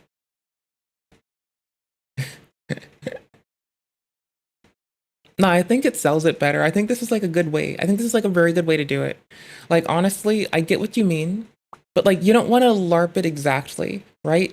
Like, Legal Mindset shit is it's a scuffed stream, and Alex Novell is actually doing a scuffed Legal Mindset. It's like, this is actually like, when you peel away that the timing and delivery on a lot of stuff has been kind of mid, but you instead look at the totality of the artistry invoked by this man during this, and you see that the scuff is being hyperbolically reflected back. The ad hominems are being reflected back. Like, when you see that for what it is, you'll see that there's some really pretty art going on here. Like, it's well executed in its totality. It's just that with the verbal jokes, the delivery and timing are kind of mid. But when you look at this part too, MIDI controller, fuck you.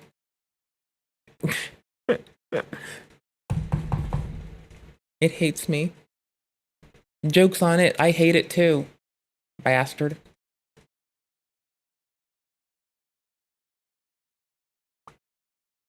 Yeah, their arguments aren't really like arguments. They're just presenting stuff, but that stuff is without substance on both of their parts. If my memory serves, there's very little to latch into. Now, that said, Alex Novell does provide a lot of jumping off points for people that want to carry it through. However, that's already in part been done. I have to like open 10 billion tabs for this. Really? What? Why? Why are there so many? What have I done? Oh, they're just coming up yellow. They just hate me. Okay, fine. But that's Play Night Web. Oh, for fuck's sake, on every Tuesday of the fucking year, my dude. Holy fucking cannoli. Shit talky mushrooms on my fucking side. Brother, man, holy shit, bro. Bro. Make less tabs, you fucking indignant shit sow. Why do you suck so much, bitch? Why do you suck this much? Why are you garbage? Why are you a bad person? Of his brother, King Fucor. His other brother, Amo. Me. Just tell me how, like, just if y'all... I went in my transcriptions, but they don't exist. I've apparently committed a cardinal sin. This is what I mean, but it's... For a Shiik or a Sunni. It's just a very hyperbolic and exaggerated. I don't know. You say Widow's Peak? I don't know for certain. His head was twice the size of a human's head. Yaqub also had 2 brains, doubling his already massive Shiik brain capacity. Yaqub himself would not live within... Yeah, I'm never gonna find it. Oh well. I don't care. Oh shit. What's up with dragons and their need to jump scare me on bridges? Did that asshole just mean mug me? Now see me personally. I wouldn't take that kind of disrespect. Quit being a D1 instigator, Bush. But yeah, if that's not a way to tell you that's a future boss fight, then I don't know what is. I wouldn't worry about him now. Gonna be a hot minute before we get to that point. Come here, you little shit. Oh, I hate this one. Gotcha. Thank you. But what was that blackness? Job, Bush. I did not see that coming at all. Let's give this a shot. Okay, W. It's been a few minutes. What am I doing here? Just keep moving down the beach line and you'll see. Wait, what? The fuck did it go?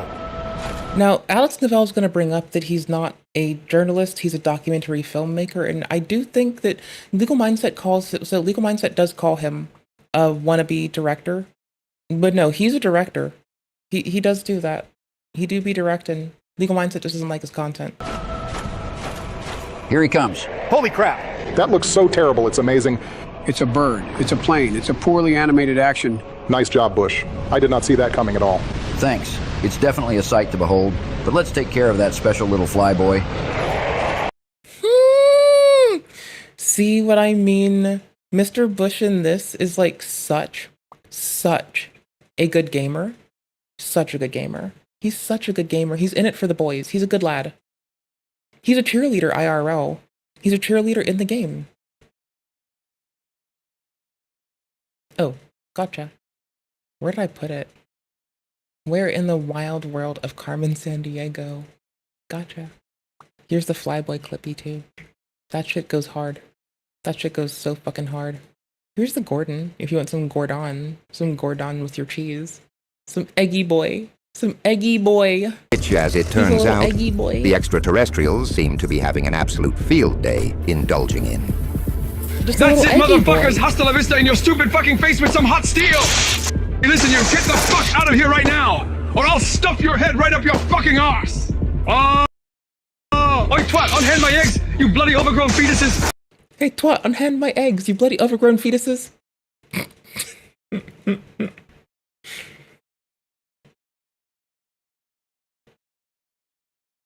I got him mewing. Oh my gosh. Oh my gosh. No, it's over here. No, I got this man mewing. It's fucking golden. Anywho's, this is relevant. Sorry, it is though. Up to date on the news, learn something. Like, the reason I showed you that thing about this man building scaffolding One of the first things you create is because I fucked this audio up so fucking badly. It's because it does come into this. And have fun? And can you handle raw, unfiltered commentary? This is why I think this man is doing scaffolding. He comes off like this, but he's a fucking soy-ass nerd. I go harder than this man, and I'm a fucking frail fucking bird-boned bitch. Okay? Like, y'all. Welcome home and welcome to the... I came to these comments to be like, you are not the most red-pilled, just a sweetie patootie calling people soy. Sorry, I've been joking on this for 10 minutes, and I wish the rest of the chat well. Comments, whatever. Legal mindset. I'm Andrew, a licensed attorney, a way to be your own judge. Crash and find a way to be your own judge. To be your own judge. To be your own judge. If you're easily offended, if you're one of those, to be your own judge. If you're easily offended, if you're one of those snowflakes, this is not the channel for you. To be your own judge. To be your own judge. To be your own judge. To be. I'm hitting you with the sissy hypno. Just listen to it. Be your own judge. To be your own judge. Way to be your own judge. Be your own judge. Be your own judge. Be your own judge. See, if you're gonna be fucking the most faced and red pill, you gotta go harder than the soy bitch over here. I just made a fucking sissy fucking hypno tie-in. God damn it. I'm winning. I'm not drama farming here.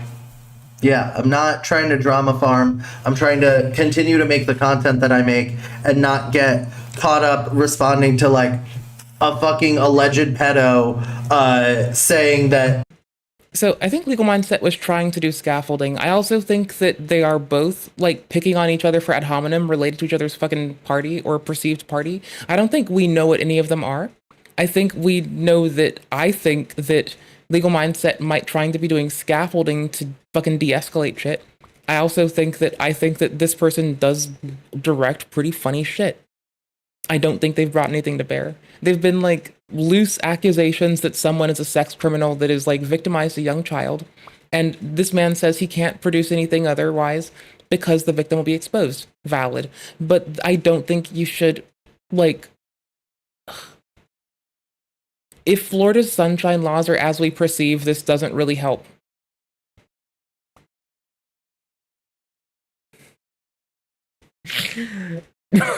Oh. He doesn't feel like I've shown enough evidence that he's a pedo, allegedly. He files the Freedom of Information Act request in April. I'll do the push-ups in a minute. Everywhere I've lived, which, by the way, others that have been trying to work check on this have also filed and said, nope, Andrew's 100% clean. We can confirm. Only a victim. Late June, I don't have the qualification to entirely bore through it like I'd want to. I can build that acumen, but it's going to take a long fucking time.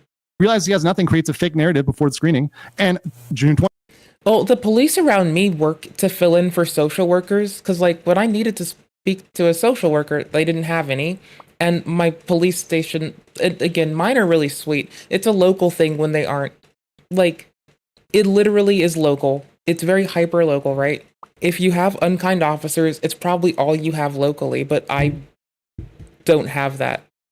I have those that fill in for social work, that stop traffic for my old ass, that are kind to people, and that work to help people the best they can, like legitimately to try to build up a community. Like, I'm quite familiar to that, as opposed to like, I know that I've been also in proximity to otherwise. It's just that my engagement has been like in those slimmer places and in those slimmer involvements, as opposed to like when I was around the otherwise. You know? Like, so I can get what you mean, but that is that is very hyper local to everyone.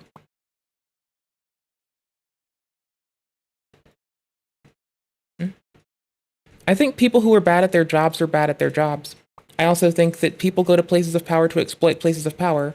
And I think that being a locally regulated thing, seeing as your local elections that happen every 2 fucking years, are how your people who are in charge of them get hired and fired.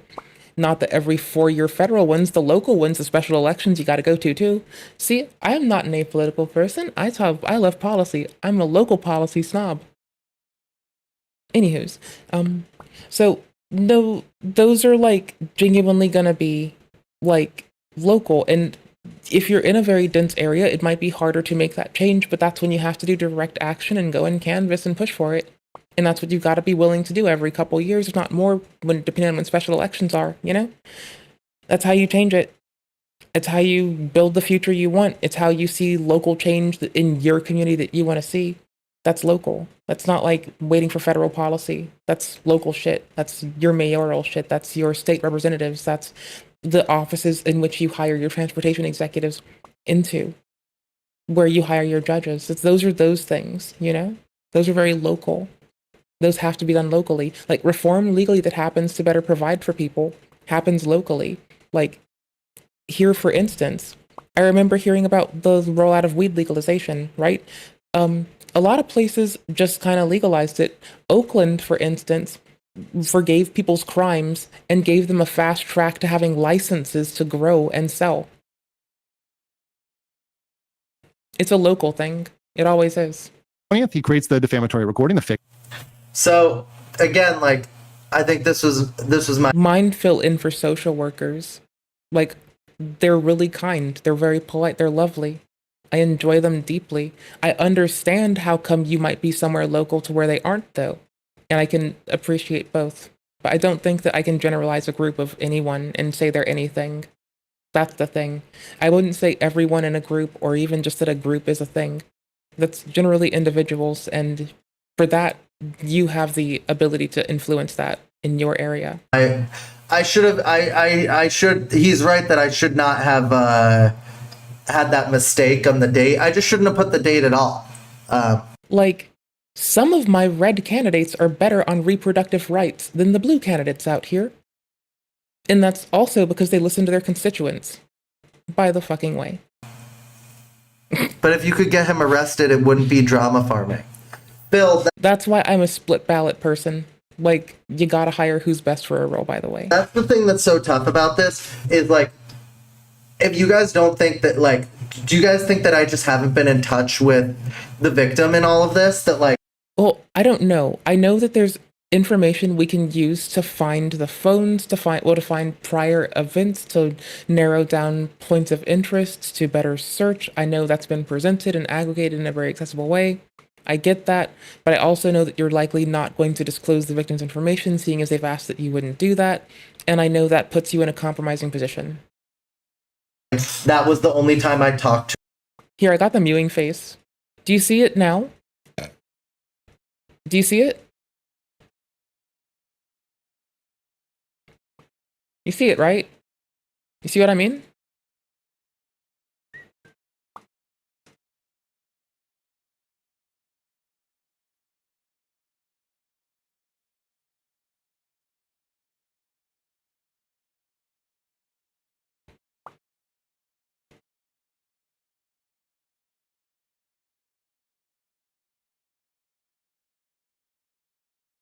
You see it? You see it?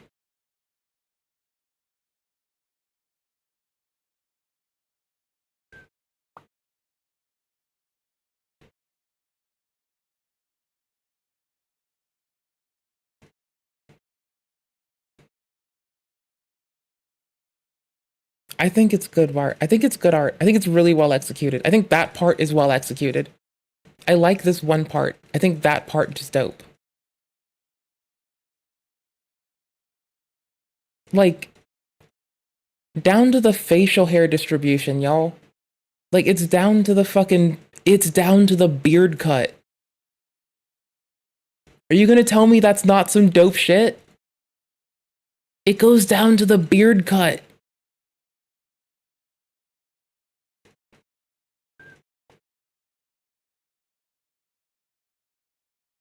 It's fucking dope. Like, no, it's not. Like, the earrings are extra, I think. But, like, that's your thing. It's keep it your style. The shirt's different, too. Keep it your fucking style. Like, let that shine. But, like, he only took his headphones off for this one, I think, right? Like, for a few. I don't know. I think it goes well. I think it goes hard. I got to admire artistry where I can. It's pretty. It's well done. Nicely executed. To her, and it was like a clandestine operation, and then I never spoke to her again. This girl's reached out to me and been like, I'm horrified. The date didn't look. How is it a silliest strategy? It's literally hire qualified people to their jobs. Good. Like, if they can execute upon their job, if they have a requisite voting history to support, they can do that. If they listen to their constituents, if they do their fucking job, then you stay on top of them. You see the outcomes you wanted to see. I don't think it's as bad as I really don't think it's that bad. I think like ultimately I probably shouldn't have put the date of the call at all. I don't think it has any bearing on anything. It's just facts over dates. No, it's just that like let me explain why the date was even there in the first place. Is that this it's called a motion graphics template that I created, and it's the same one from the Mr. Bass documentary. I just like real licenses like this. So yes, the fact that the date was a simple okay, so wait here. So see, this is the original call transcripts that I used in the Mr. Bass documentary, and like see how it has the date up there in the corner. It just like that format automatically has a date. So I just like I put a date in there, but it was not the right date, and I kind of just put it in there as a placeholder because I knew it was on the 20th, and I need like for instance here about the split ballot thing. For instance, I'd want people that are qualified and do their job. Maxine Waters tried to sign stuff into position without reading it. It's a thing that partisan lines don't let you avoid, right? Unfortunately, partisan lines underserve us. You look for qualified people and you put them into the place of power they can be. It's the partisan folks as a whole that are swearing allegiance to an organization instead of towards just working hard for individuals and working hard for ourselves as people and bringing us all up together. When that is what the folks in power push over anything else, be critical of it. Because it should always be qualified people that are going to execute upon what you think is appropriate and that you can support. Like, always. to go back and look, and it was already June, so I put 06. Unintentional W. No, it was a mistake. You don't like to have mistakes in your work.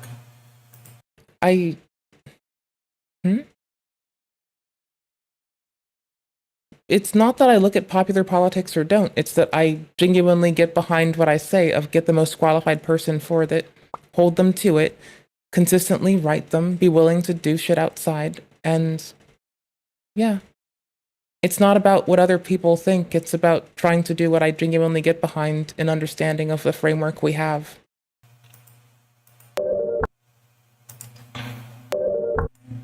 Late June, he realizes he has nothing, creates a fake narrative before the screening. And June 20th, he creates the defamatory recording, the fake recording.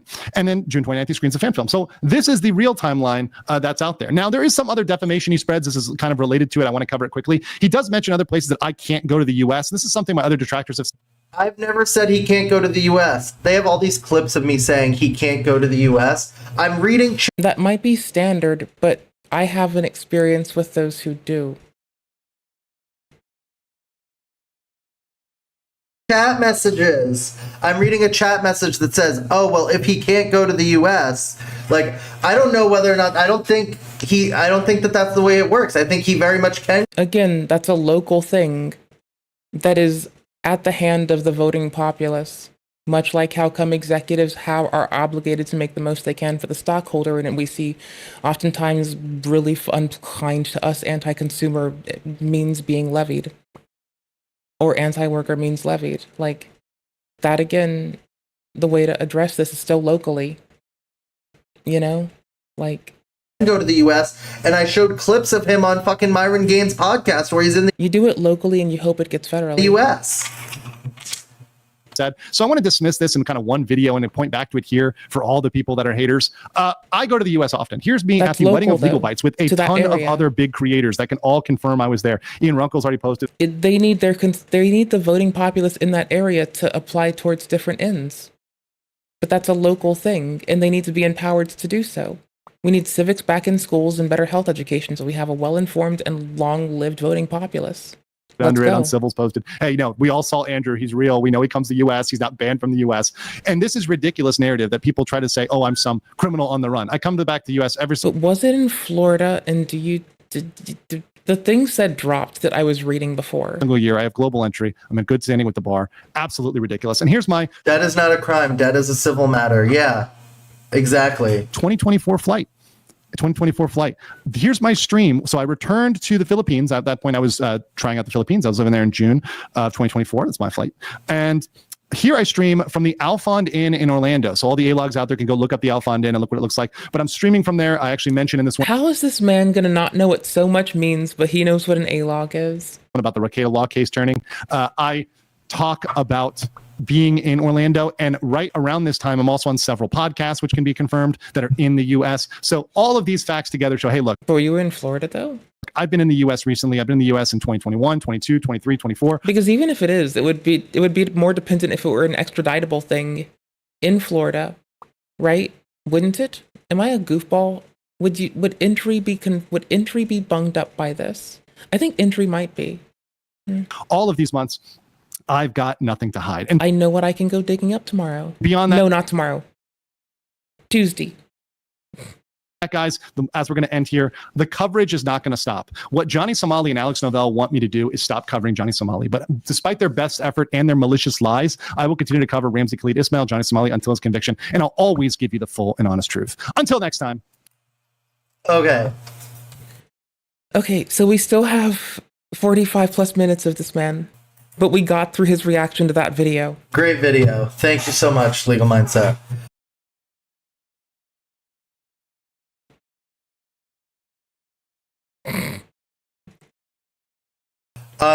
So here's what I want to talk about. Let's talk about Go East Gentleman. He doesn't really talk about those allegations in the video, because it makes him look bad. And he doesn't like to mention stuff that makes him look bad. It makes him look bad. He deleted the Passport Bros video. He deleted all of his lives as well. He used to have a bunch of live streams on this channel as well. But luckily, I saved everything. Me too. So, what's up, Mondo? I love you. Smoke one for the Gotham game. When I finish this whole thing, let me finish what I'm doing here. We gotta pull up. No, just say you're gonna go do the Casey Tron dash. It'll be funny. Come on. It's a fun way to refer to it. Pull up the fucking thing. Okay? So like switch. Here. Windows. Let's pull up. Moderately customized. It's using the right side or the left side thingamadoodle. Moderately customized Windows. Ooh, you're using the Adobe thingy. Ooh, it's the tax folder. Ooh. Yep. Legit. Seems pretty not weird. There's AI things in it that seem weird, but we'll live. Ooh, there's the fucking Vitali face. Where to start? That got swapped onto the thingy. It might be on the other one. I'm nosy. Got all these fucking... Oh no, you know what? I know where it is. It's on my C drive. I know. I want to be jealous. No, let me be jealous.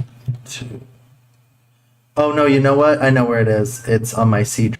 I want to be jealous. Okay, how jealous am I? 10 terabytes, got it. What, extra terabyte? Wish. Extra, install Mac backup 2. Alright, I dig the 2 backups, that's legit. You have another backup too, that's legit. Terabyte. Oh, I bet that one's probably failing. Oh no, or it's just full and you're getting rid of it. Maybe you're rotating out. I don't know, that's pretty clever.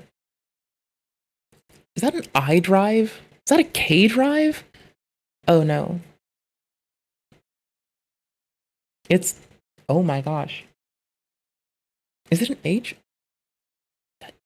It's squiggly splooch. I don't know. And this time I don't mean a Germanic language. I'm kind of jealous. Let's be honest. Like, terabyte based. 10 terabyte, understand. 2 ones that seem like 2 ones. Oh no, that's bigger. I was gonna say 2 ones because backup 2's changed in size. Never mind, I thought it didn't. That's pretty dope. I like the setup. That's pretty clever. I like it. On my C drive. Respect. Okay. Mine is sorted by uploader. So it's uploader and then date. That uploader's the directory. And if it's from like Kik or X, it's not a directory. And I just put them in unsorted later when I feel like it, after like 100 things have been there. I will get clips from things eventually. Like a lot of it's just little shit that I wanted to clip the tits out of and I never did yet. And at one point we're gonna have to go through all of it, and that's gonna be horrible. So we'll drag some stuff in here. Back when we were in relationships where it was sort of the provider, you know, the guy was the provider, the girl was the homemaker sort of set, there were those rules, and it's perceived that, hey, if you were dividing labor, that's submissive. That's a misperception. I think that's being complimentary, right? Saying, hey, I'm going to do this, I'm going to It looks like for the first time that I'm sharing a whole screen, but it's not my screen, it's Mr. Novell's screen. Specialize in this. That's not what we're looking for, but I'm just showing you guys that I archived a lot of the stuff that he deleted. Mood. Where to start live stream? There we go. This is what we were looking for, chat. So here... No disrespect, I just wanted to watch it on stream, and now I'm realizing that I'm just storing it. He deleted that. For my later contemplation. Because it makes him look like a fucking creepazoid. Oh wait, that was your background? That's a pretty desktop picture. I like it. Mine's daisies, not sunflowers. I usually like sunflowers. Currently it's daisies. That's rare for me. So here we go.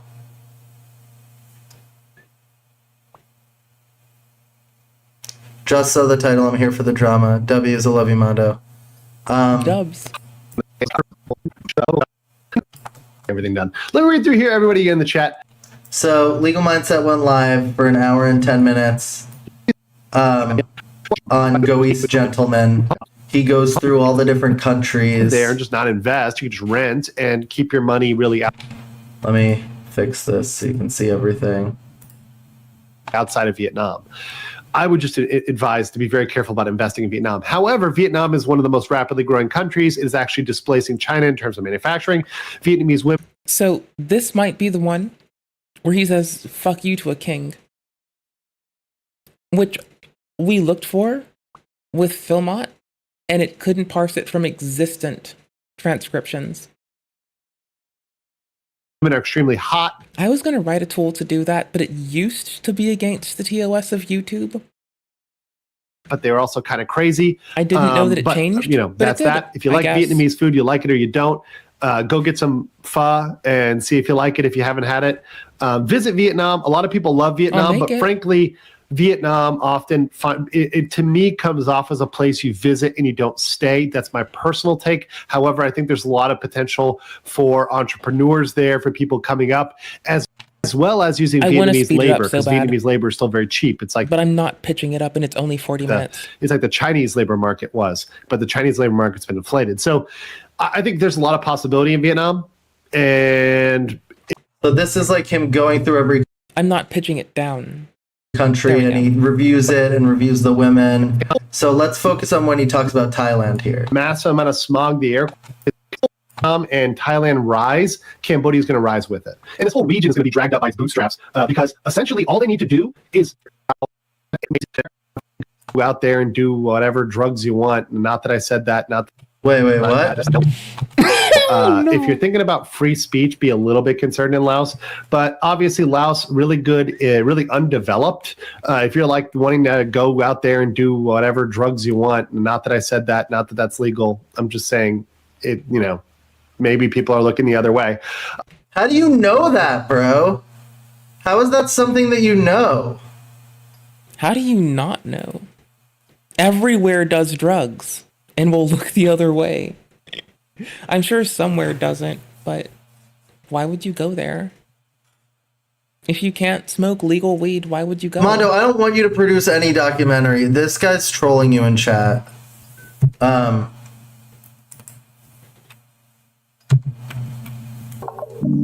like this is the reality of it, is that dude's talking about these countries like they're his own personal playground. He's advertising to his viewers. And he's objectifying the people of those countries in a way similar to how he analyzed Vitaly and Johnny Somali's objectification of people for a goal.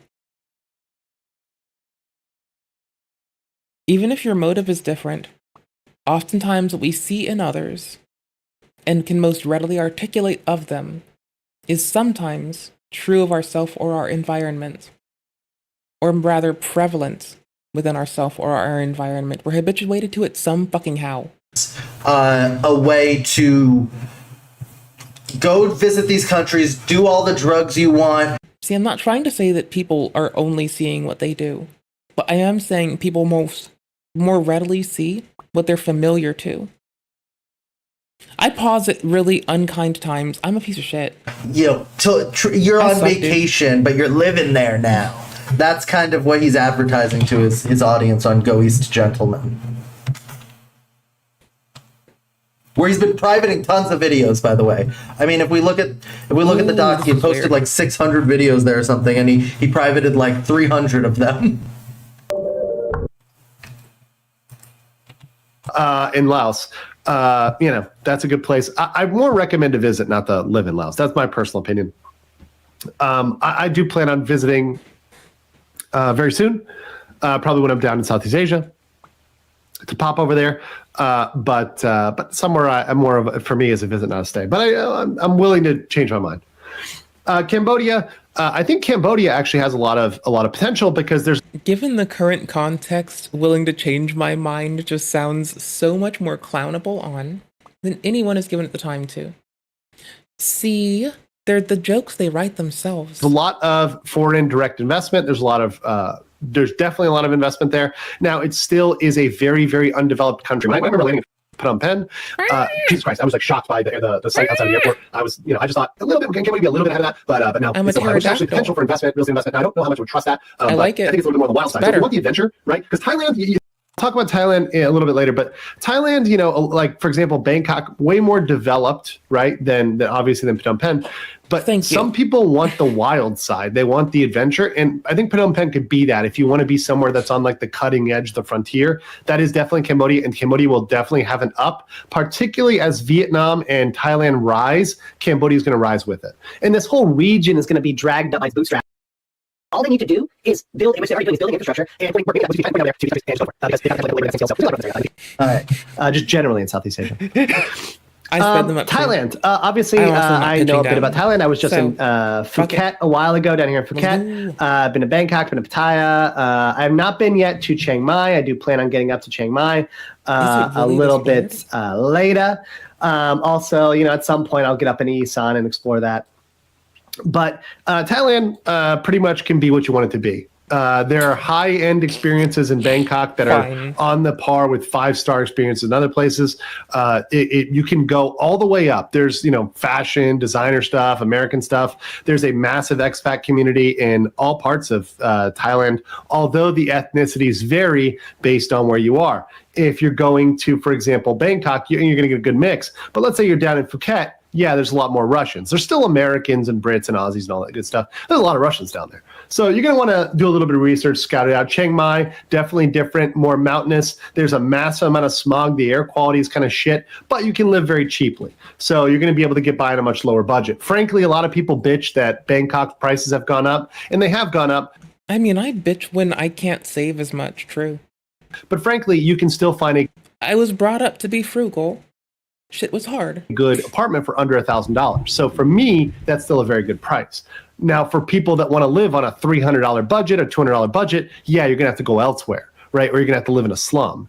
But that's so like, who would that be? Not, you know, once again, what do you want? What experience? I'm inferring that this is like people that, like, I'm assuming you don't move somewhere to live in a slum. You want. Obviously, Thailand very open in terms of sexuality, sex culture. Obviously, they have the go-go bars, the ladies, you know, working. And by the way, all of that is completely legal. Sorry, one of my friends tried to take me to a go-go bar. What the fuck happens there? Like, I just was too busy and would rather play video games, so I instead just told them we're gonna go to their house and play video games. What did I almost get taken into? I've talked about this in terms of positive law, and the way positive law works, which is the law in Thailand and a lot of Southeast Asia, is unless, in Japan as well. By the way, shout out to Max Mira. Again, my resident Japanese on the spot. Unless it is specifically banned, it's permitted. So let's be very clear about that. Unless it's specifically banned, it's permitted. So already, why are you advertising this? Why are you advertising this to your audience? Like, right, I don't like it, but I can see it in a few lights to try to give it some more understanding, well aware that nothing I imagine is real. Why are you saying unless it's specifically banned? You know all of, like, I think his argument is like, well, I didn't know that about Thailand. I didn't know that statistic, because it's like, if you look up like child sex trafficking Thailand, there's a large percentage. The demand of fuels that are. child trafficking for sexual purposes. Where's the statistic about 40%? 40%. That's what he cited earlier. 31 children rescued from sex trafficking in Thailand. It's the purple one on 2. Maybe. Spell it wrong. Underage prostitution in Thailand is the consequence of mass sex tourism, written in 2020. Ooh, got it. Hold on. So, like you know, I just don't, like, if those are the facts, of the matter, why are you advertising to your audience? The facts are, then, if that's the case, and we take it for what it is that you're stating, that 40% of, sorry, my brain, is it 40% of the folks in Thailand that are in the sex trade are children? Was that what it was? We didn't get to the link. I don't recall. It was in an earlier part of the VOD from this person as well. So the thing is that there's a high percentage of it, and there's multiple reports to quantify this. That. And then you're saying that if he ambiguously refers to sex work, that it drives people to a location where this happens to be prevalent. And if he then states things such as the access to drugs is easy, that it might click for someone that they can do those things. I follow what you're putting down. I do see how he could just say this is a thing he just learned and he's pouting off about it. I am guilty of this today for other things. Yeah, at least the first time I tried to like open MS Paint and like actually fucking censor out a lot of PII, leave like some significant digits for like a thingamadoodle, but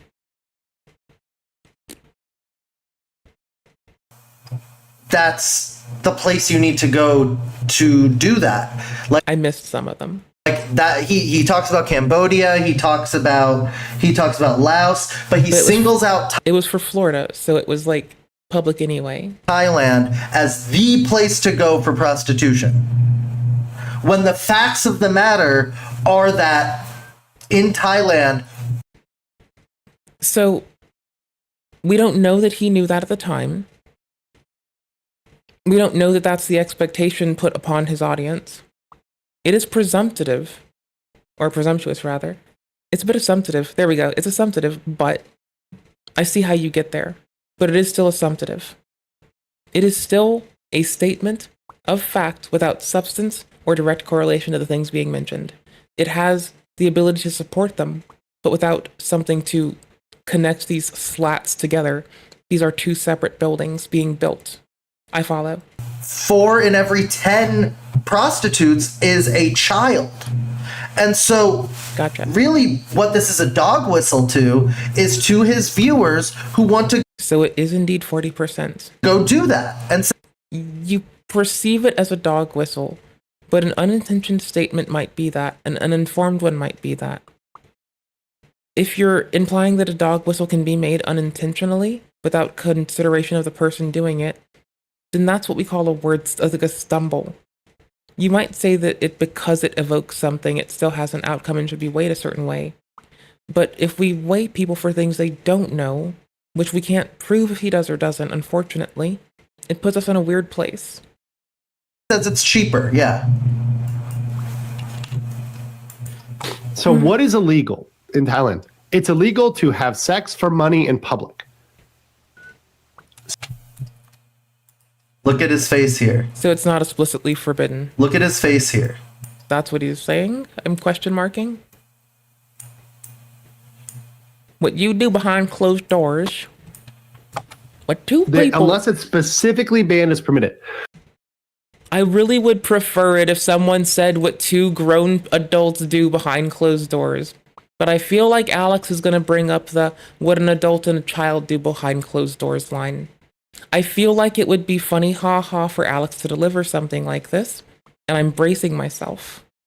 Like, I feel like Alex's humor might allow for that kind of extrapolation as a, like, shocky value joke. Mind you, I'm still being critical of their delivery and their timing. So what is illegal in Thailand? It's illegal to have sex for money in public. So you don't fuck on the lawn? He goes... So you don't show people exchanging coffers, or is it that you fuck on the lawn? Because, like, I understand you might mean fucking for coffers and you can't do the exchange in public, but what I want to assume is that you can't fuck on the lawn. You shouldn't fuck on the lawn. Even if you can, you shouldn't fuck on the lawn. Please, that's weird. In public... See, that's the deal. In public. In private, it doesn't matter. So, and the definition of private is the curtain, right? To pull the curtain, it's fine. So just be understanding, if you're a guy who wants to do that, that's available to you down there. Thai women, very much. Are you literally saying that you have to close a curtain first? Is this some weird fucking you can't have ice cream on a Sunday or else you get fucking drawn and quartered law?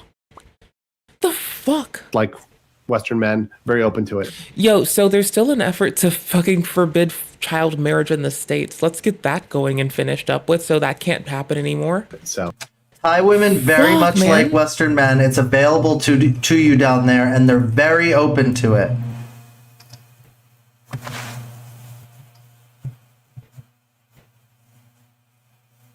At least he said women, not girls. I'm taking that as a W. For what it's worth. Very open to it. Why doesn't he address any of that? He just privately deletes those videos and then calls me a liar. Well, these are the facts, man. Well, he called you a liar for other stuff. He didn't call you a liar for anything to do with your statements about or analysis of his videos. He called you a liar for what he presented in his video, which is nothing to do with his old content. I see what you're getting at, but it doesn't hold stuff. But I also think you don't give a fuck. The facts of the You can toss it to the A-logs now. Case. Massage parlors for the win. Mondo, they can't even find your shit, bro. What are you talking about? Oh, yeah, that's talent. Watch the Lady Boys, but frankly, also, they don't really bother you. Frankly, and I've been in all... No, they like showed off that person's content, and I know I'm gonna have to go and find it because it looked like they had some other cool shit up. I forgot what it was offhand because I'm like, bruh, it's been a minute. They We've been don't here a bother while. you, and they're not gonna lie to you or trap you or anything else like that. You're gonna know. Okay. Now they're gonna aesthetically look that way, but when you start talking, you'll probably know. And they would not disclose that. So don't worry too much about that. Totally different perception than America, by the way. Malaysia is actually a great option for Malaysia is a great option for conservative option, right? And I think if you have a family and you want to be in a more conservative area, Malaysia is probably one of the best countries ever, particularly because English is the working language. So if you're like, look, I don't in that and you're predicting a traditional dating culture, might be a little more difficult for you, right? Kuala Lumpur is very boring compared to a lot of other cities. However, it's great for business and great for a family. So I think if you're a businessman who already has a partner or whatever, or let's say you're married to somebody abroad and you want to think of somewhere you can both go, I think Kuala Lumpur is a good option. It's a great option. If you have, for example, you meet a girl who's from Vietnam or Thailand or wherever else, and you want to go to a third country, right? And she's saying, hey, I want to leave my country. And she tries to say, hey, let's go to the US. You go, no, let's go to Malaysia, right? Because it's not the US. It doesn't have the cultural taint of the US, right? We all know about that. I'll talk about that later. Good, because I'm going to BRB because I want more water and I've sat without more water for a long fucking time. And I'm a loser. Do I give you our old content? I think I give you our old content while I BRB.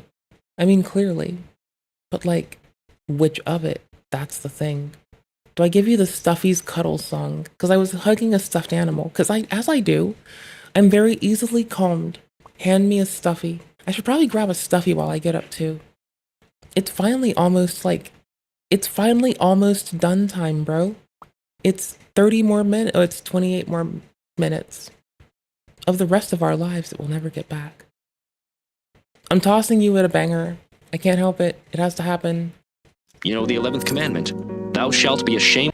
All right, y'all cool motherfuckers out there. You dope motherfuckers. You tight motherfucking awesome bitches. Y'all. AFK, do the Casey-tron dash. See you when you cash that shit, BRB. Of thy natural anatomy. You just destroyed me. And I need to switch it. Have any damn it. formal education. I had a MIDI real chance controller. to be successful in any discipline related to robotics. Why'd you have to be a winner? You can be killed. You think it's because dead people make good fertilizer? He was honest, so that's why he wrote nursery rhymes into robotics. Words. I guess sometimes certain things get misinterpreted. Like what? Not sure. He was honest. Just like your father. You're just like your father. I was a software guy that built full stack application in many different languages. I just had to be a winner. I just had to be a winner. Be a winner. What do the words mean? Be a winner. These words rule your life. Front end, back end, rule, database, your life, architecture, your life, database. Because of the meaning of these words, you can be locked up until you die. Server communications. And then I branched into software testing. I branched into mobile. I branched into mobile development. You can be happily bumbling along, doing what you think you're supposed to do. I wanted my dad to help me build a fighting robot back in 2017. Doing the things that help you to get along with everybody around you, and you can feed yourself and house yourself, and mobile, happily bumbling along, doing... Why don't you cry to your mommy about all this? Because my mom's dead and dumb. I love my mother. I hate my mother. I love my mother. I hate my mother. I love my mother. I hate my mother. I love my mother. I do. She was a good, honorable. I love my mother. I hate my mother. She was a good, honest, honorable, loyal, responsible. Don't look at me like that. I'm very responsible. I love my mother. I hate my mother. I hate fun, decent, intelligent, creative, hardworking woman. I hate my mother, but I never had any professional training or experience, but I did build my own.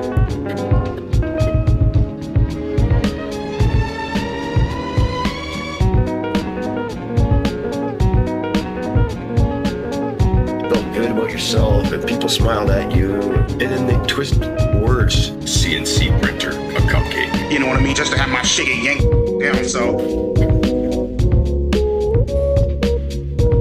Lewis Carroll had important things to say, but he lived in a world where Buck would kick his door down and drag him away in handcuffs. So, we'll see how long this motherfucking shit lasts. To a mental institution if he was honest. So that's why he wrote nursery rhymes. I hate my mother. I hate my mother. I hate my mother. I hate my mother. I do. She was a good, honorable... Cha-cha-gram? I love my mother. You just destroyed me. And I didn't have any formal education. communication, and I'm gonna hate my life for it. It's good cream. It's a little moist in there. I had a real chance to be successful. You're just like your father. You're just like your father. Just like your father. You're just like your father.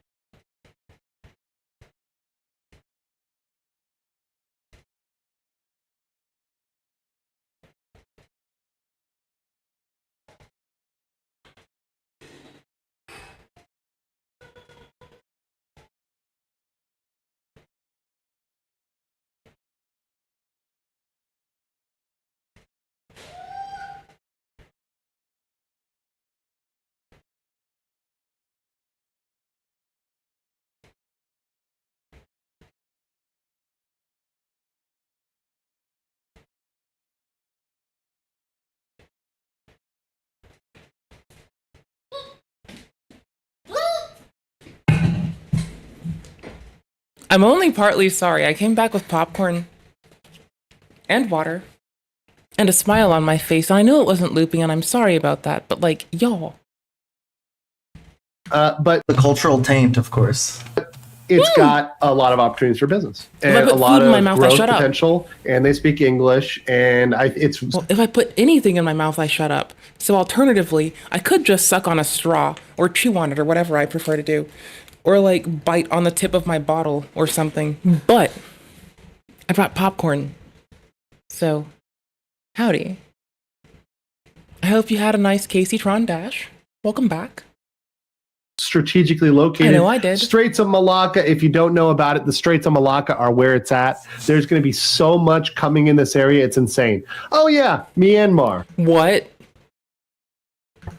Located. Straits of Malacca, if you don't know about it, the Straits of Malacca are where it's at. There's going to be so much coming in this area. It's insane. Oh yeah, Myanmar. Myanmar, I just don't recommend. So I'll upload these. I'll upload a lot of this stuff that he's privated to archive.org, so you guys can. Thank you. So you guys can pull clips from that, watch it, whatever you want. But I want to put the question to you. Why do you guys think that he is telling his audience, specifically amongst all these other countries, to go to Thailand for prostitutes, when disproportionately Thailand to all these other countries has such a problem with child sex work? I mean, say what you want about the call, say what you want about any allegations I make in the film. I mean, if he's going there for sex, then I don't think he's a celibate.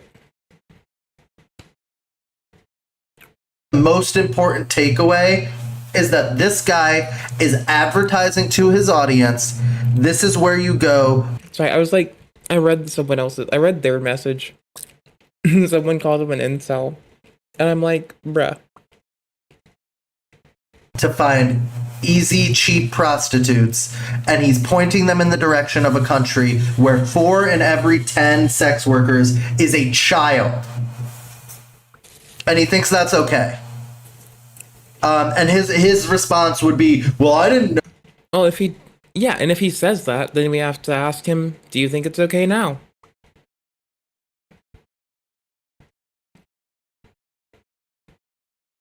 Know that. I don't research those things. You live there, you clearly know about this, and you walk around in this country and see that stuff firsthand. He's an unmarried incel sex fat who cares about his loose change and chewing gum more than his phone and documents.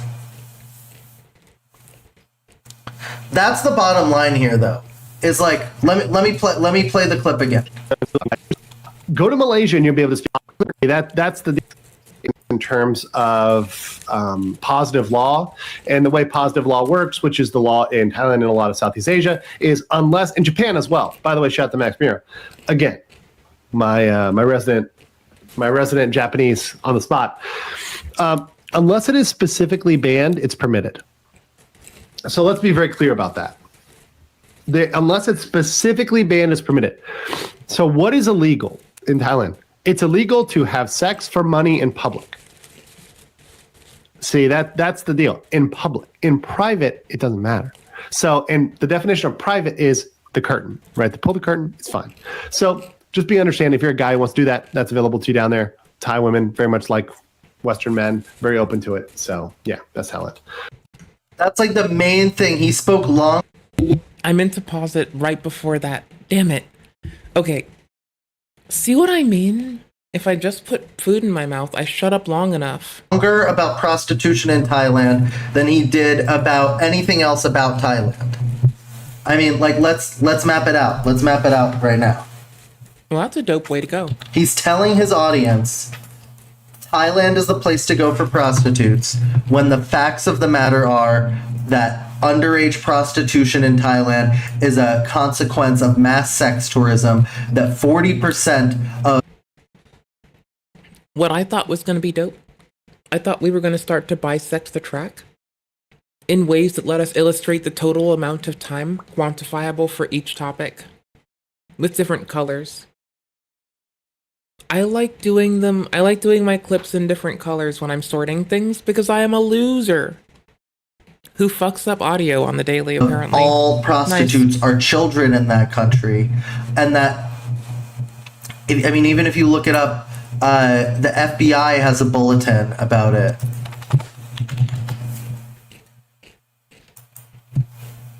The FBI in Thailand, the FBI published reports telling you not to go to Thailand. It's not that Thailand is a beautiful country and it's a country that smiles good food. It's not that thing. It's about cheap sex where the demand and supply meet. Let's watch this video.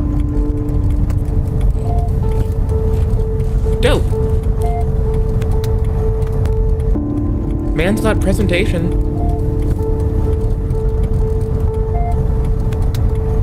So, for what it's worth, like, he is a director. Even if you don't like his work or the quality of it, he still is a director. That's alright presentation. See, I like his outfit as a way to, like, satirize the legal mindset outfit. He's got the headphones. He's trying to do a thing. He's got a thing going on. He's got some tact going on with his fucking art. I can talk into the microphone. It was a popcorn thing, I'm not sorry. Anywho's.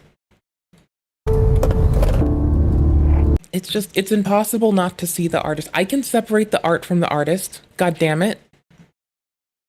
I pushed him. This beautiful country of small, good food. It's not that thing. It's about cheap sex and where the demand and the supply meet.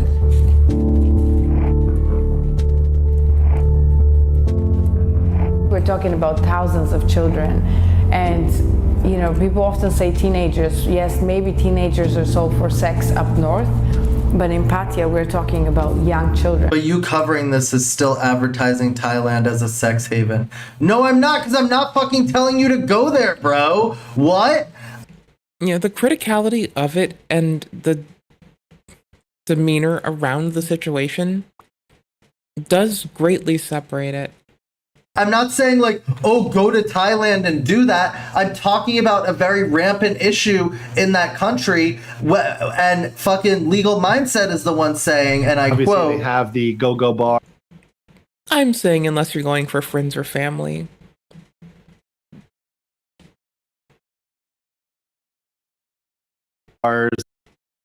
The ladies, you know, working. And by the way, all of that is completely legal. I've talked about this in terms of positive law. And the way positive law works, which is the law in Thailand and a lot of Southeast Asia, is unless, in Japan as well. By the way, shout out to Max Mirror. Again, my resident Japanese on the spot. Unless it is specifically banned, Why did it's you permitted. speed that part up? So let's be very clear about that. Unless it's specifically banned, it's permitted. So what is illegal in Thailand? It's illegal to have sex for money. No, I think what you wanted to do is let that other part play slower for everyone. I got you, bro. So let's be very clear about that. Unless it's specifically banned, it's permitted. So what is illegal, which is the law in Thailand and a lot of Southeast Asia, is unless, in Japan as well. By the way, shout out to Max Mirror. Again, my resident Japanese on the spot. Unless it is Yeah, the in quotes, my resident Japanese on the spot. That would have been so stellar with your delivery so far. You could have dropped that one. specifically banned, it's permitted. So let's be very clear about that. Unless it's specifically banned, it's permitted. So what is illegal in Thailand? It's illegal to have sex for money in public. See, that's the deal. In public. In private, it doesn't matter. So, and the definition of private is the curtain, right? To pull the curtain, it's fine. I don't think I'm not going on stream saying that. That's true. Neither of us have done such a thing. That's a dub. But his clip didn't say visit Thailand.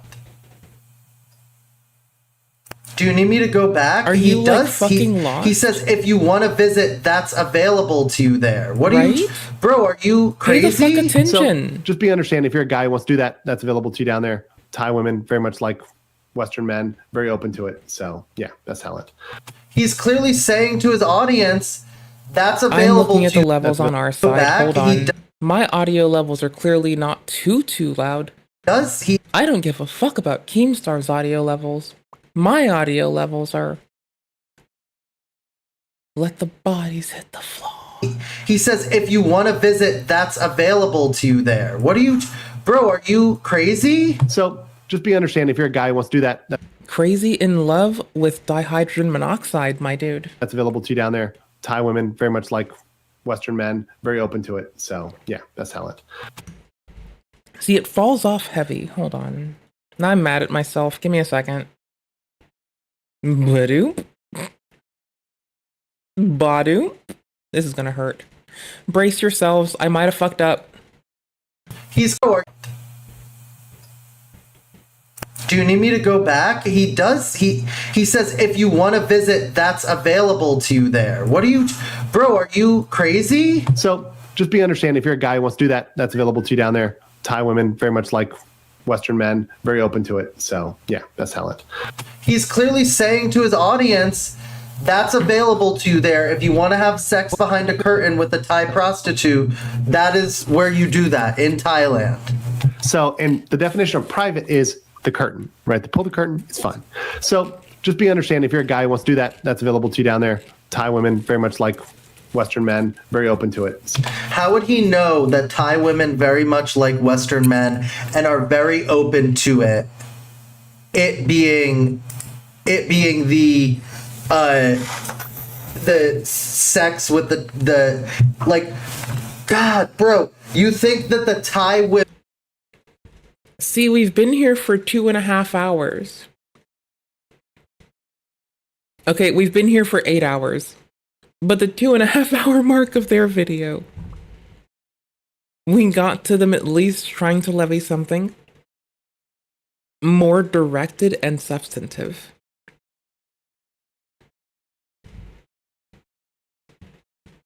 Women just really want to fuck American men, and that's why they became sex workers, is because they're so horny and all they want to do is fuck Polish Andrew. What?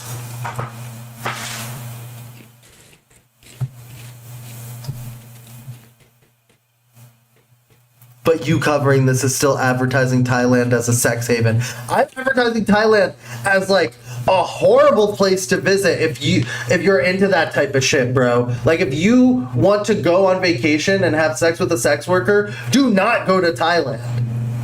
I mean, just yes, agree. But also just don't. Please do not go to Thailand. If you're going on vacation to have sex with a sex worker, you need fucking help, man. You actually, like, sex tourism is fucking brain dead logic, bro. Put out a fucking TaskRabbit, brother. It's because you can't get laid in America. You can't get girls to like you. Don't actually do that on I mean, they'll probably just ban you. I mean, I guess if they don't ban you, let TaskRabbit know they ought to ban people for that. Have fun. You're probably a fucking incel, and it's like, well, I guess I'll fucking go to a... I mean, if it lasts for like 10 minutes, just tell them, just like start telling them how they should ban it, you know? Just like yell at them. Audit them. Then ask for the bug bounty. Another country, because maybe some girl will find me hot there. No! You have fucking problems with yourself. It is not all women in America that are at fault. It's you. You are creepy. You are bad. Girls don't like you. That is the facts, is that it is not women on OnlyFans that's the problem. It's not the West collapsing. It's that you are creepy, you are bad, and girls don't like you.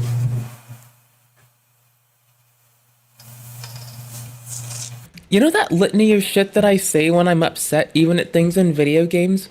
And I'm like, no one likes you. Oh, sorry, I'm like, fuck you. No one likes you. You have no friends.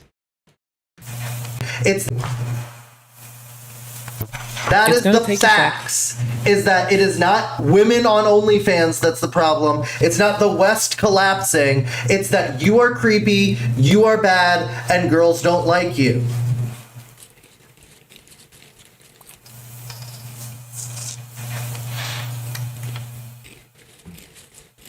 The hater's bin arrived, bro.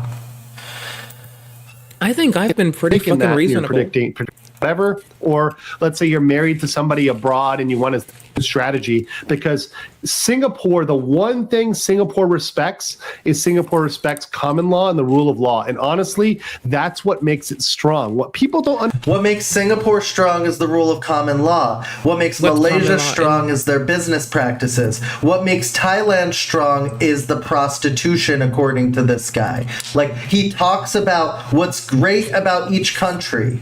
He's reviewing what's great about each of these Asian countries. When he gets to Thailand, the one thing he has to say is how good the sex workers are. In a country...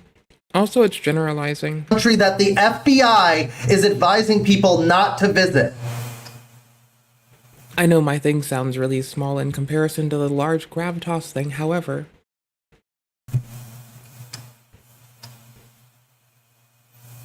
What about Burger Planet? Nobody could love him, so it's okay he goes abroad for prostitutes. No. Burger Planet is being a reply guy to Legal Mindset as well, saying that Alex's allegations are false. Like, Burger Planet's falling in line with bro. So, like, it's hilarious. Wait, let's go to Burger Planet's Twitter.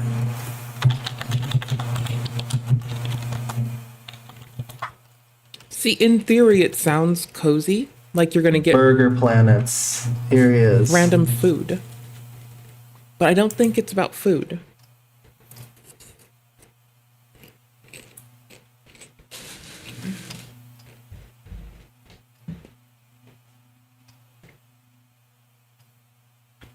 I saw the bad things Alex said about Andrew. Honestly, I believed it at first because I don't know you. Then Johnny So Smalley posted the girl who said it is a crazy, extreme racist.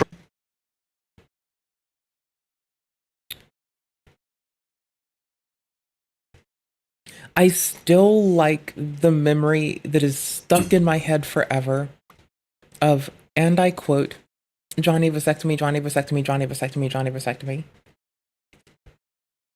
It's the best, worst thing stuck in there. I can't get it out, and we're fucked for it. Making stuff up. People have made stuff up about me too online. It sucks.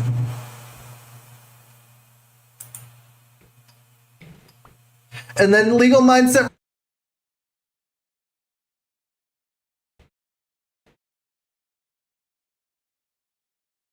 Like, I couldn't imagine it happening, and it just sounds like a very weird thing to happen. Replied to Burger Planet.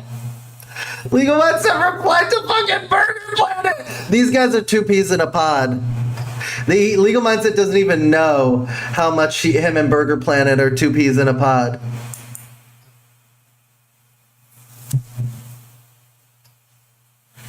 Jesus Christ, you guys. It's like these are the people who are defending Legal Mindset. This guy, Big Daddy's Showroom, huge Legal Mindset defender. Also, 10 points to the person that didn't exactly jack his name format, but worked really fucking hard for it on Kick. That is peak haha. Like, I wouldn't go and troll people like that but for what it's worth, for where we stand, it is kind of funny. He said a romantic night out in Korea is visiting a love motel instead of the Hyatt or Ritz-Carlton, a sleazy love motel. Imagine waving a black light. No, like, Legal Mindset's fans who are defending him are guys like this dude who are guilty of some weird ass shit too, clearly. Because, like, look at what they post. Oh, is it the pregnant AI person? Wait a minute. When Burger Planet and Nick White are defending you, you know you're down bad.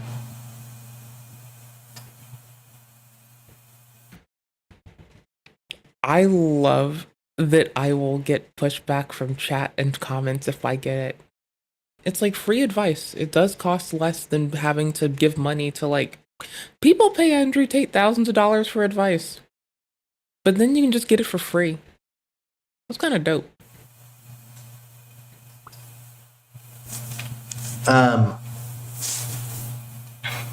Yeah. So that's like this dude. Yep, it's that one. Is the biggest Legal Mindset defender that I could find. And, like, it's no surprise. Is this a comment? Just pull the curtain. Is this the... Yeah, I mean, like... Is this the op when in the these comments? are your fans, it's maybe time to hang it up. This might be the Stacy AI Beauty. From the... bro. Elsa! No, not Elsa! Oh, no. Like, Legal Mindset hearted this guy's comment. He hearted this... Wait. Why does this person's channel have this content, guy's comment. though? Like, no. Why does the AI channel have content? Is it just, like... Is that what engagement farming really looks like? When we call, like, when we call our fellow slop tubers, like... Not you, me. When we call, like, our fellow slop tubers, like, clout obsessed, and just engagement Andes, and view count Andes, has it the whole time been fucking mollywopped and shit stirred sideways by that person? These are his defenders. That's the guy fucking came and commented all bananas. over my thing, too. Alex just destroyed his reputation beyond repair. Oh no, my reputation is ruined. People like Big Daddy I mean, at least he's only hearting it. 614 don't like me anymore. Whatever. See, I feel like there are bots that heart every comment. I feel like Nathan Dad actually does it, though. I could be wrong. I just get the vibe. Well, I do. What am I going to do without your support?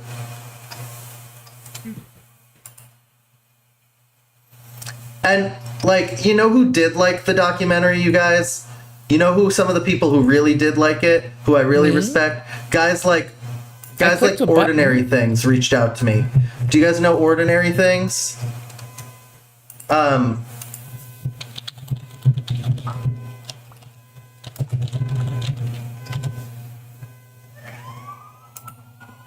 Ordinary Things reached out. He's got 1 million subs. He liked the documentary. Like, who else reached out and liked it?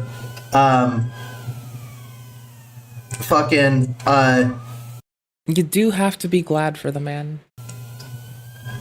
Dr. Ulrich, the fucking dude from the movie. I'll show my DMs with him as well. Wait, here. Look. Ooh, leaking the DMs. Goddamn. Leaking DMs tonight, brother. Thanks. I'm not the best person to interview. Fairly laid back.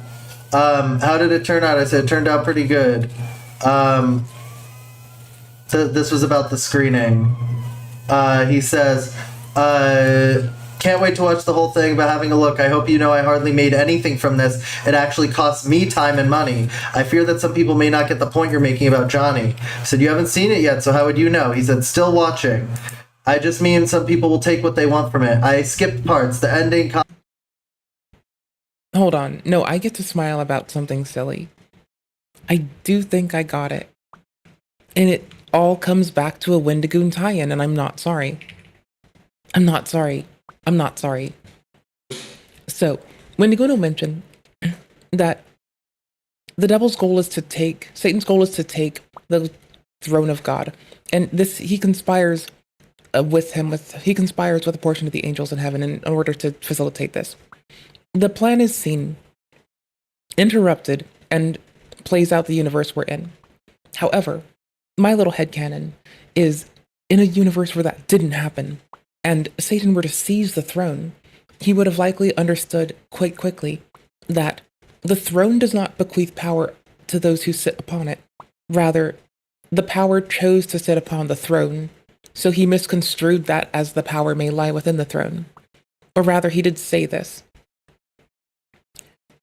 He wanted to go seize the throne of God. He wanted to overthrow him and take it, right? So, what if he were to have done it? He were to get to the throne and now discover the throne has no inherent power. The throne is just a piece of throne. And let's say when he does this and immediately realize this, he rises up and he smashes it and takes a shit on it and balls it up and says it was all just a way to prove that no consequences really exist. And while doing this, he would have thrown through the same mechanism as seducing Eve. He would have thrown into being a chance where death and pain and bad would still exist, but done in the shape of a God-sized hole in the universe, as opposed to through the schism driven through the old mythology. I think that's it, right? Because Johnny Somali was trying to do something, a simulacrum to that. In, like, he would say that his goal at a point was to make content for the IRL streaming audience, to show them that no consequences really matter. And he thought that he could just continue to escalate things without it actually fighting him. And that would be like an exhibition for the audience of fellow IRL streamers, right?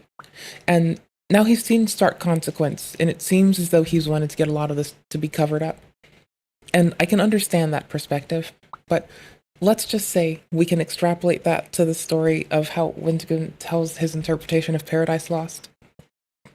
I met one of those people that he's beefing with at the start of this, by the way. Like, I legit did. I know one of these motherfuckers. I've been clowning on. He also read Machiavelli weird. It's fucking satire, bro. The fuck are you? It's satire, brother. It's not a fucking plan. It's not a fucking master plan. It's a goddamn fucking joke. The fuck, brother? Be 100% true or accurate. Hold on. But it doesn't have to be. There are nuggets of hard to even describe. But then there, with Michael's visions to Adam, there is hope at the end of it. So the story ends in this middle area. While, yes, they have to leave the garden, and yes, they cannot know divinity without experiencing death, they carry pieces of that hope with them, and the hope that one day it will all return to a state better than the one they knew. And with those final lines, we have that unity still formed as the first man and the Holy Mother join hands and step into history. Story, which no mother join hands and step into history. What a fascinating look at all this. Again, it's not like, obviously, I believe to be 100% true or accurate, but it doesn't have to be. There are nuggets of beauty and truth that can be found almost anywhere. Milton never claimed this to be some new revelation or new religion from God. It is a picture, a portrait of our history of humanity and the hope we have for the future. Which is why it's a shame to me that most people think of Paradise Lost as the E-boy Satan story. Which, no joke, if you hear people talk about it, they're like, oh yeah, that's the one where they made him like a sympathetic character. And if by sympathetic you mean they took him from being just like a goat head demonic depiction into a creature with beliefs and ideas, then sure. But the number of people I see who read this story and are like, oh, was Satan the good guy?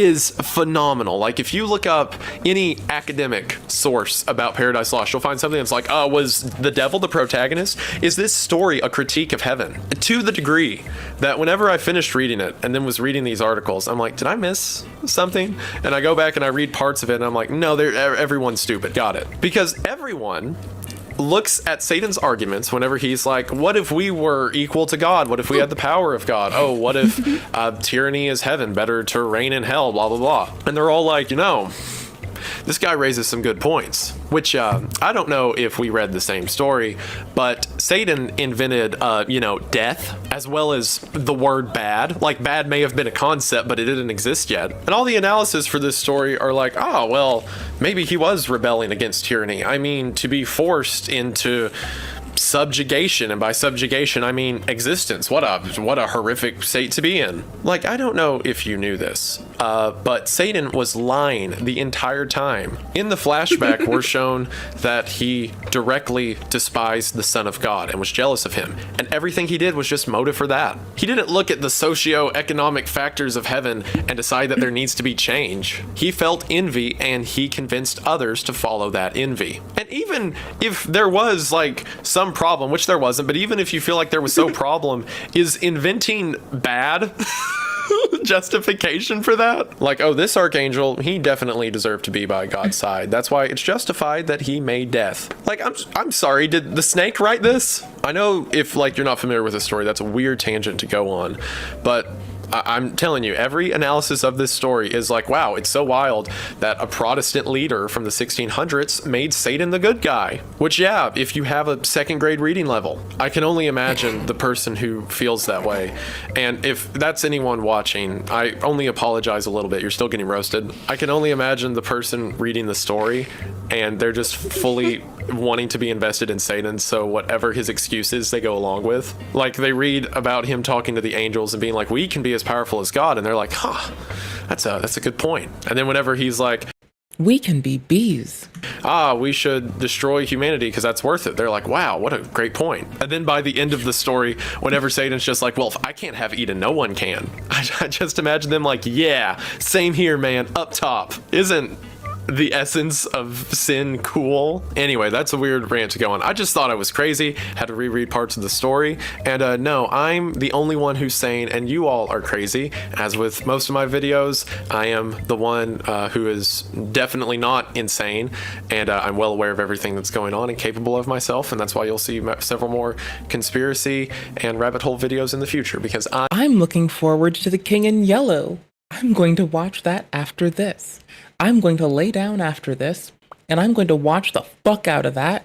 Cozy as fuck, legs put up over the back of the couch, finishing my popcorn and water before I brush my teeth, my gritty, grimy teeth, and yeah, we're gonna go hard. We're gonna do the thing. Comments are really good. I need to watch properly, but could you at least Photoshop my terrible hair? I said, I think you looked great. Oh, and I'm going to set up for fucking stress testing the Steam Deck on Windows while doing virtual containerization, and virtualization. Linux on Windows and Docker. He said, you're too kind. Now Johnny's goblins may come for me. I think you mostly tried to be balanced.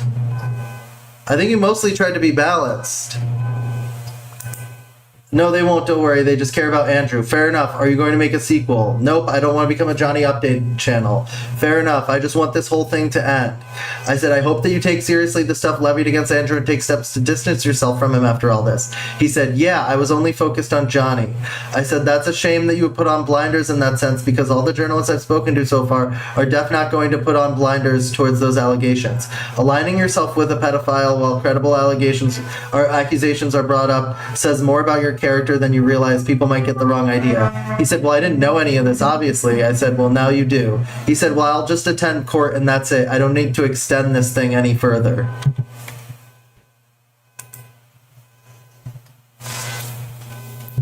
Like, Legal Mindset's mad because the movie made him look dumb. It made him look like he's making a shit ton of money off this, that he doesn't want Johnny to ever stop what he's doing. You notice that Johnny hasn't really streamed much. You notice that Johnny really hasn't made so much content since I was in Korea. Do you guys know what that is? Do you know why that is? Because the only piece of advice I really gave him was stop fucking going live. You're ruining your life. Stop going live. If you ever want to fucking do anything else, just stop fucking going live, bro. And I said that to him not as his friend. As a person who cares about the people in the world, probably. Anywho's, by the way, I'm just wondering if that was before or after the whole content spray incident. The whole drunken pepper spray baton incident. As someone who sees it all happening, I'm like, bro, if you want this to stop, Johnny has the power to end all of this. Johnny's whole thing is like, well, those guys should just stop talking about me. No, you should stop going live, and then they'll have nothing to talk about. And that's what he did. And then they had nothing to talk about. And they've moved on. Legal Mindset's talking about Hassan and Ethan Klein. And fucking 15 Minutes of Shame is talking about Jack Doherty and shit. Everyone's moving on and talking about other shit. 15 Minutes of Shame was already doing that. 15 Minutes of Shame has been like well around everything. That motherfucker moves. Motherfucker gets shit done. Because they don't care anymore. The Johnny Doc didn't even do well. It got 70k views in a week. That's not good. But Legal Mindset replying to it brought you 70k more. And he has a whole 225k more people on his channel that might find you because of it.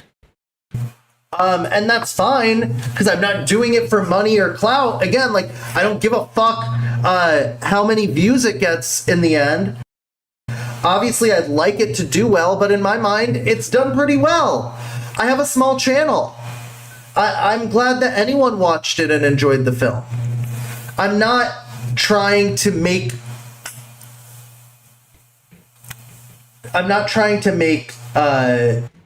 Hold on. Learn something in the news, learn something, and have fun? And can you handle raw, unfiltered commentary? Then welcome home and welcome to the Legal Mindset. I'm Andrew, a licensed attorney and your host, and I'm here to help you filter through the trash and find a way to be your own judge. If you're easily offended, if you're one of those snowflakes, this is not the channel for you. But if you can handle the most based, unplugged, and red-pilled takes on the news, welcome home. Make sure to subscribe, hit that like button on your favorite video, and comment. Thank you. There's so much in here. There is this in here. There's this in here. There's this again. There's two of those. There's this. Ooh. I will just go learn about things when you tell me about them. I think the worst thing you can do is give me ambiguous bullshit. I like making things make sense too much. Much? Yee. I think we've seen this happen a few times. I just generally advise people don't give me ambiguous bullshit. I am 6 shades of way too curious as a person.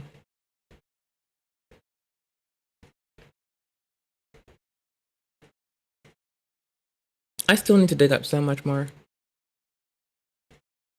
I can click on the first one. I can't click on anything else. I just can't forget.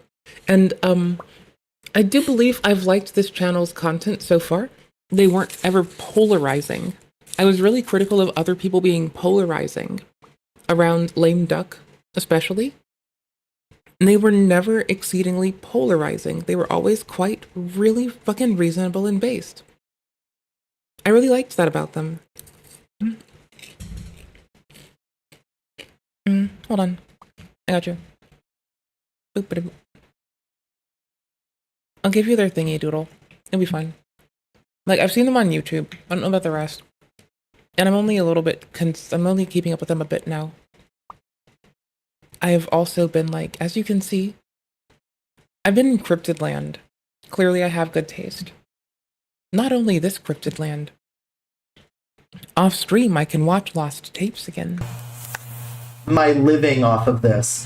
I'm not trying to, like, become a fucking YouTuber. I like making these documentaries. I like that I get to release them for free for you guys. I'm working on a new thing right now that might not be for YouTube, and it's sad to me because I like to be able to tell you guys about everything. I like to be able to show you every step of the way what's happening, and that's the whole thing that I do. So, yeah. What is it? I've already talked about it in Discord, Nate. I'm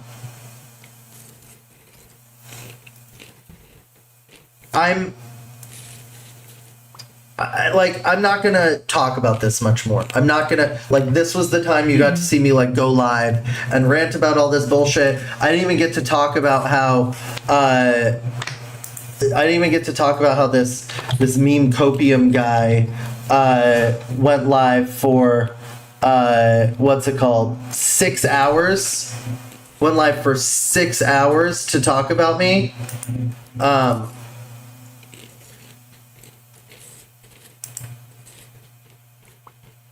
It's cool. I'll do good metadata too. I think I gave good discourse on the disambiguation of why Alex Novell's fucking content. Bro talked about me for 6 hours. Shit right now. He watched the whole movie. But regardless if it isn't effortful, it does look effortful. It's like the outfit, sorry, I'm pointing towards my screen on that way. But the outfit is such a good pick and so well executed, given the content. It's outstandingly funny humor. That part, I can rag on the fucking delivery and timing a little bit. Yeah. Oh well, everyone can. It's life. To everyone else. Eat dicks. That, right above me, is Shemite pretty fucking... That is some artistry. With the outfit choice and how it goes... It's like... Y'all. It's like disco noir fucking Legal Mindset, okay? It's disco noir Legal Mindset, for fuck's sake. That's what's going on. You get it now? I'm sure you get it. It's some fucking next level shit. It is pretty well executed. I do like that. See? We found a person who might want to play games and doesn't give a fuck about content, but is too busy probably. I mean, that's what this guy's friends with him. He's tweeted at me that he's friends with him. That's why Legal Mindset went on his channel and talked to him. I just kind of presume, because it does feel like very high effort to look low effort cosplay pilled, right? That's why. The whole thing, guys, is that these guys stick together, that they protect each other, that they have each other's backs, and that's why I thought they want to scare the victim. I mean, that's what they did here so successfully. If you guys don't understand the way... If you guys don't understand the way that Legal Mindset and his, like, cronies completely intimidated the victim here and made it so, they were like, well, she should just go file a police report. There's no statute of limitations. Don't you think I reached out to her and said that? Now she's really terrified about going to the cops because everyone's just gonna FOIA it and get her real name and attack her. No shit, she doesn't want to fucking go now. The internet's shown the way that they'll react to that type of thing. Mm-hmm. And the same goes for other victims I've been in touch with about other projects. They've seen this and been like, this is terrifying.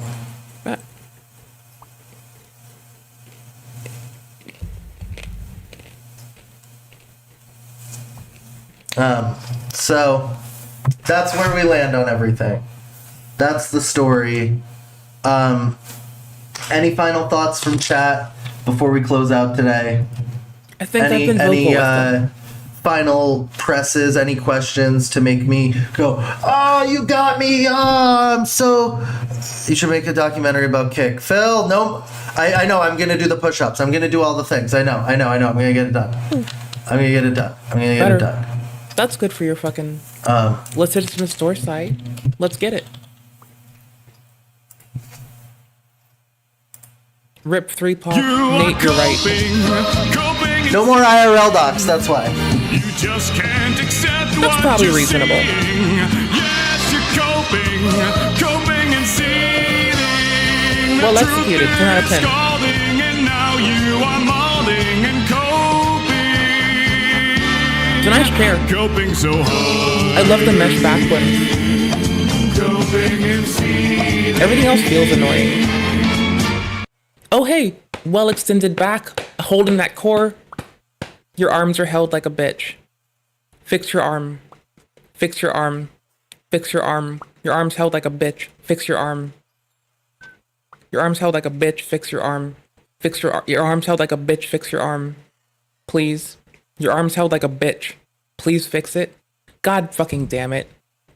You ever just want to reach through a computer? I mean, he's at least gone over 10. Was it 25 or 10? Your arms were held like a bitch, it looked like. 25? Alright.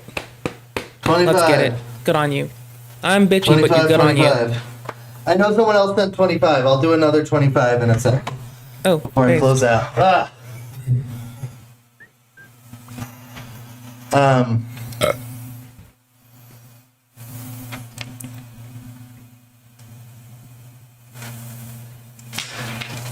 Right. You make a documentary about legal mindsets, credit frauds.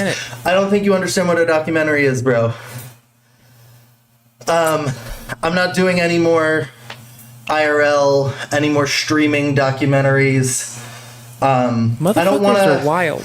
At least not for a while. I don't want to like make myself be target for people being stuck in a single category. Why? It's not good for the channel. Old school hip hop. Old school hip hop. To branch out. A tribe make called films no. about A Tribe Called Quest. Shit that people There's new lore. There has to be new lore. Don't know about. Yes. You guys want to know what the next documentary is? I'll tell you. I want to know something about Talib Kweli that I don't know yet.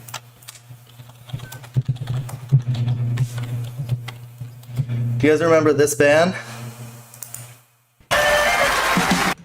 I'm not getting eaten by them.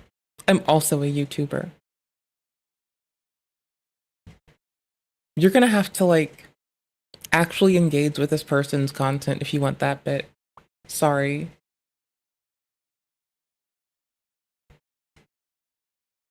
Oh, hold on. I'll just drop it. A hit.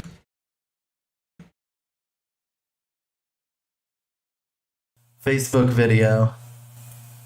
Well, this band is turning 20 years old this year, and they've got a really interesting story. You can tie Kick into this documentary because they're Australian like those guys. No. I'm just not interested in that. I'm interested in like interesting the shit. singer's trans, yeah. No, I know that. I think it's an interesting doc. I've already talked to this guy. We had a whole like hour and a half long conversation. This does not look interesting at all. This looks very interesting. This person cares about it, so it's thusly interesting. When people tell you about shit they're interested in, you get them enthused and enthralled, and that's what's fun, hearing about people being excited about something to learn. You goober. Well, you're not Nate, so I don't know if you giving that take is even fucking worth it. You don't get one guide. That's what you think.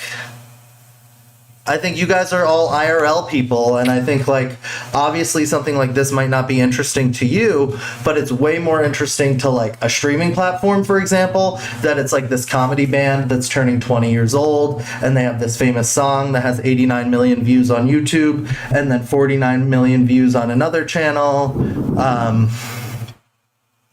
It's like, oh, this is like a thing. Lovely. At least better than That's the what we MAGA fucking rap love. idea. The MAGA rap idea is still happening too. Respect. Timu Flight of the Conchords.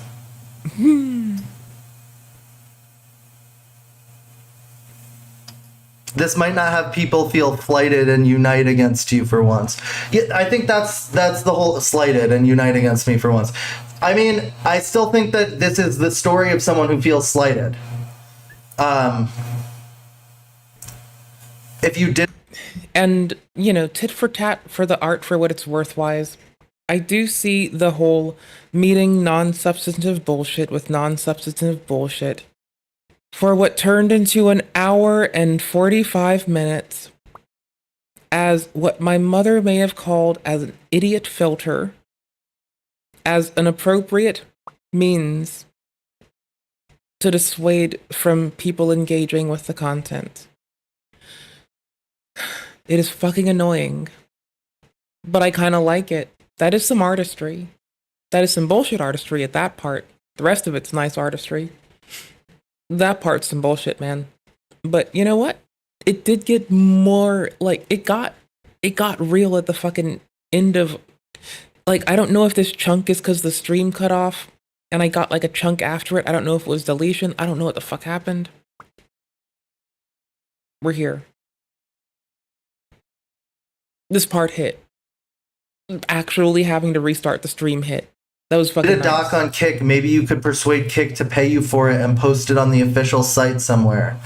Bro, I think this is where you're confused. Everybody on the internet is so confused about me. You got... Can you be based and say you're doing it for fun, not the money? I know people gotta eat. I'm just rooting for a minute. Hit me with it, because we're almost out. You guys think that I do this for money.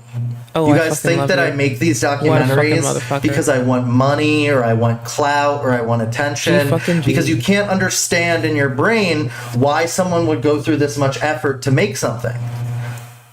The only reason I'm doing this is because I like making art. This is my art form. This is what I love to do.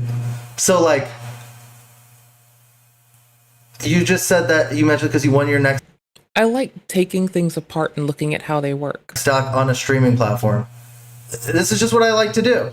This is what I like to do. I like to make feature-length documentaries. I've done it on my own for a while now, but I think I want to do one that's like a real legit thing. I want to do one that's not like just me alone with a camera. A documentary that I can't tell you guys all about while I'm... Well, I mean, so it's the person whose take I will take into account. Alex Novell is SpongeBob in a world of Mr. Krabs.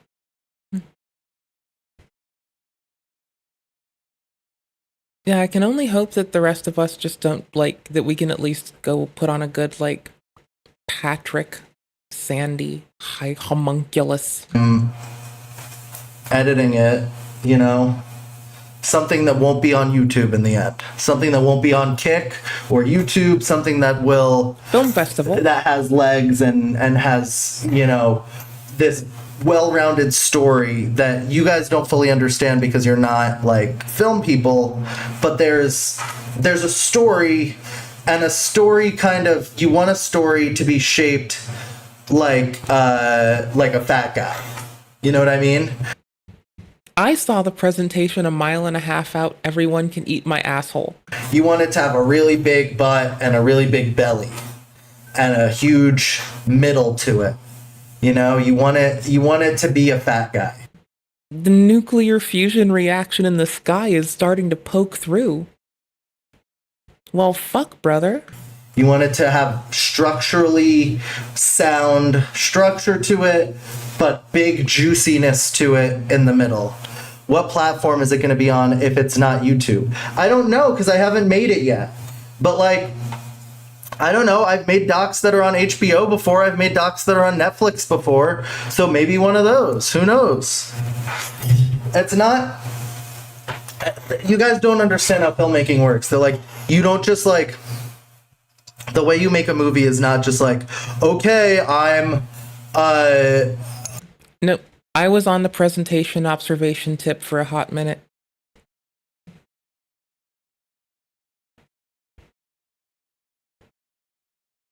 Should have modded me in your chat. I have this idea for the movie, Mr. Netflix, write me the check.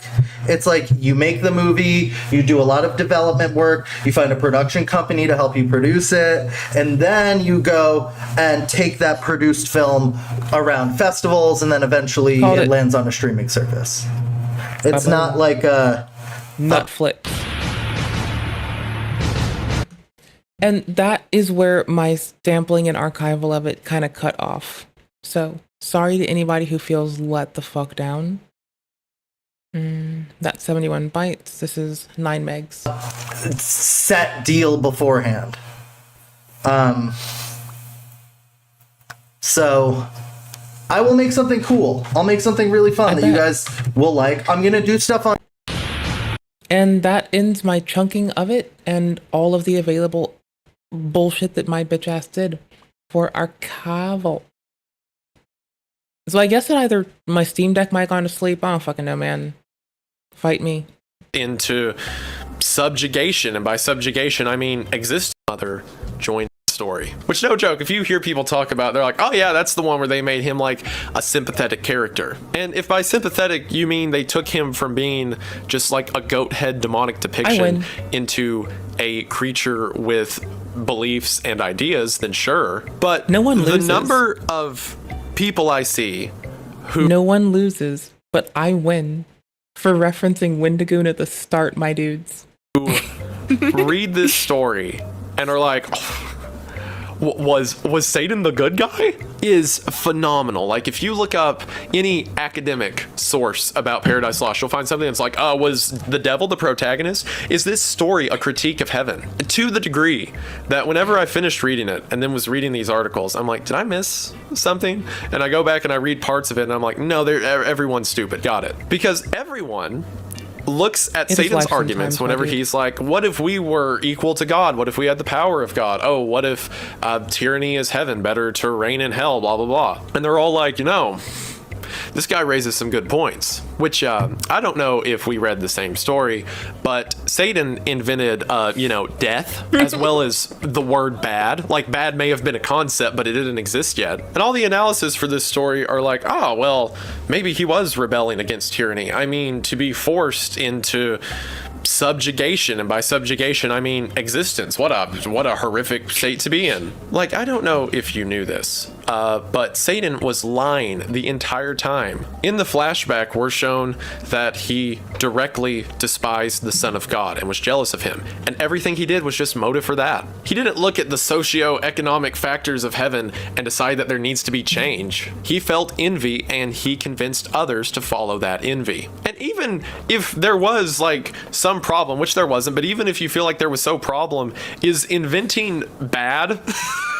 justification for that? Like, oh, this archangel, he definitely deserved to be by God's side. That's why it's justified that he made death. Like, I'm sorry, did the snake write this? I know if like you're not familiar with the story, that's a weird tangent to go on, but I'm telling you, every analysis of this story is like, wow, it's so wild that a Protestant leader from the 1600s made Satan the good guy. Which, yeah, if you have a second grade reading level, I can only imagine the person who feels that way. And if that's anyone watching, I only apologize a little bit. You're still getting roasted. I can only imagine the person reading the story and they're just fully wanting to be invested in Satan. So whatever his excuses, they go along with. Like, they read about him talking to the angel. And if anyone thought that front-loading bit when I was critical of it being substanceless was actually anything other to read into than it just being an analysis of the moment,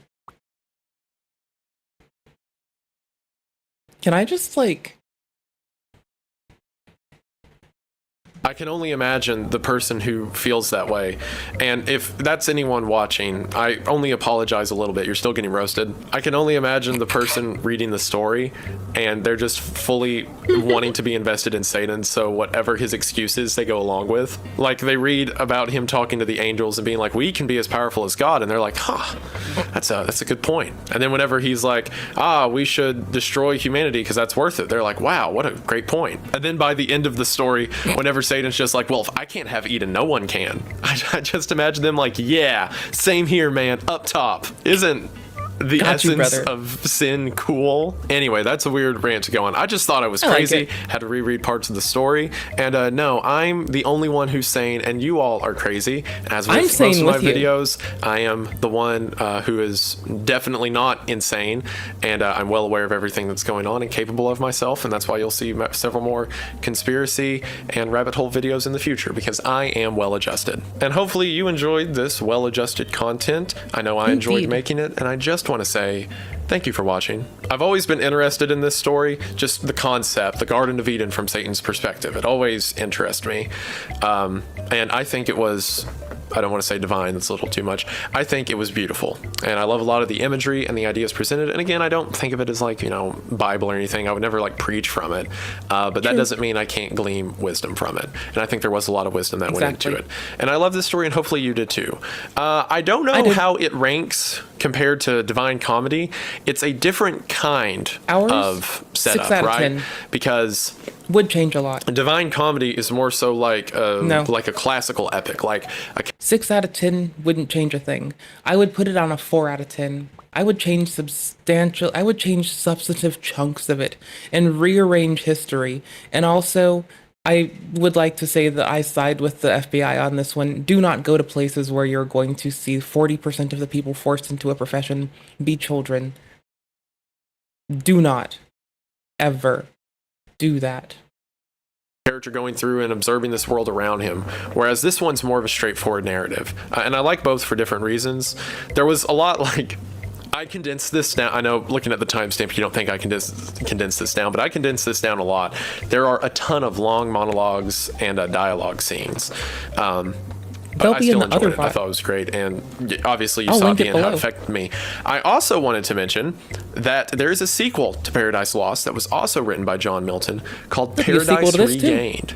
And it is about what was foreshadowed by Michael, Satan and Jesus, as Satan is trying to tempt Jesus on the mountaintop during the 40 days in the wilderness. So John Milton, with a very similar writing style, and I imagine the same characters beyond just being called the same things. Like I imagine it's the same Satan from Paradise Lost.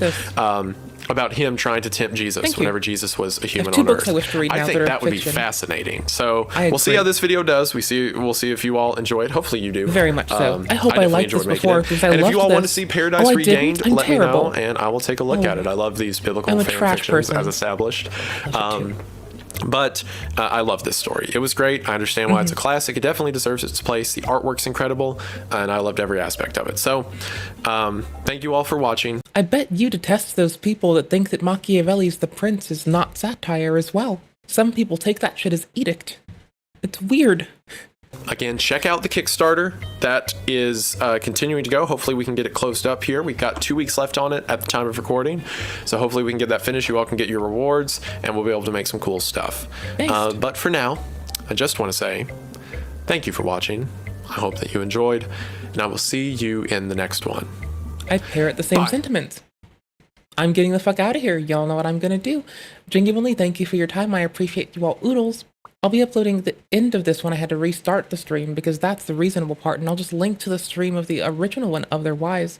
If anyone needs the rest of it, you can probably... I'll probably bug Mr. Novell first, on account of the cool teaser of a thing. If we do, otherwise I'll, give it time and wait, and likely pull out the end with... I won't just, do it one for one. I'll pull out the end of it. Is what I mean. It'll be Sans teaser. It'll take longer. Sorry, bitches. Anyways, thank you all for hanging. Peace out. Please be well. Have a lovely one. Take care of yourselves. I'll see y'all later on. I'll be on when I get on. I might be later. Eat my asshole. I stream every fucking day. So see you similar time, similar bad place. We'll be playing video games. Because I have had too much planet fucking Earth today. And too many warnings by the FBI while we've done so for one day. So, I'll catch you all later on. Please be well. I appreciate you all oodles, and I appreciate your time. Peace. Bye. Get out of here. Take care of yourselves. Have a lovely one. I'll catch you later. Oh, if you're in the Discord. Oh, if you're not in the Discord. Our link tree is adorable. So, fight me. Also, you know, I'm sure that, like,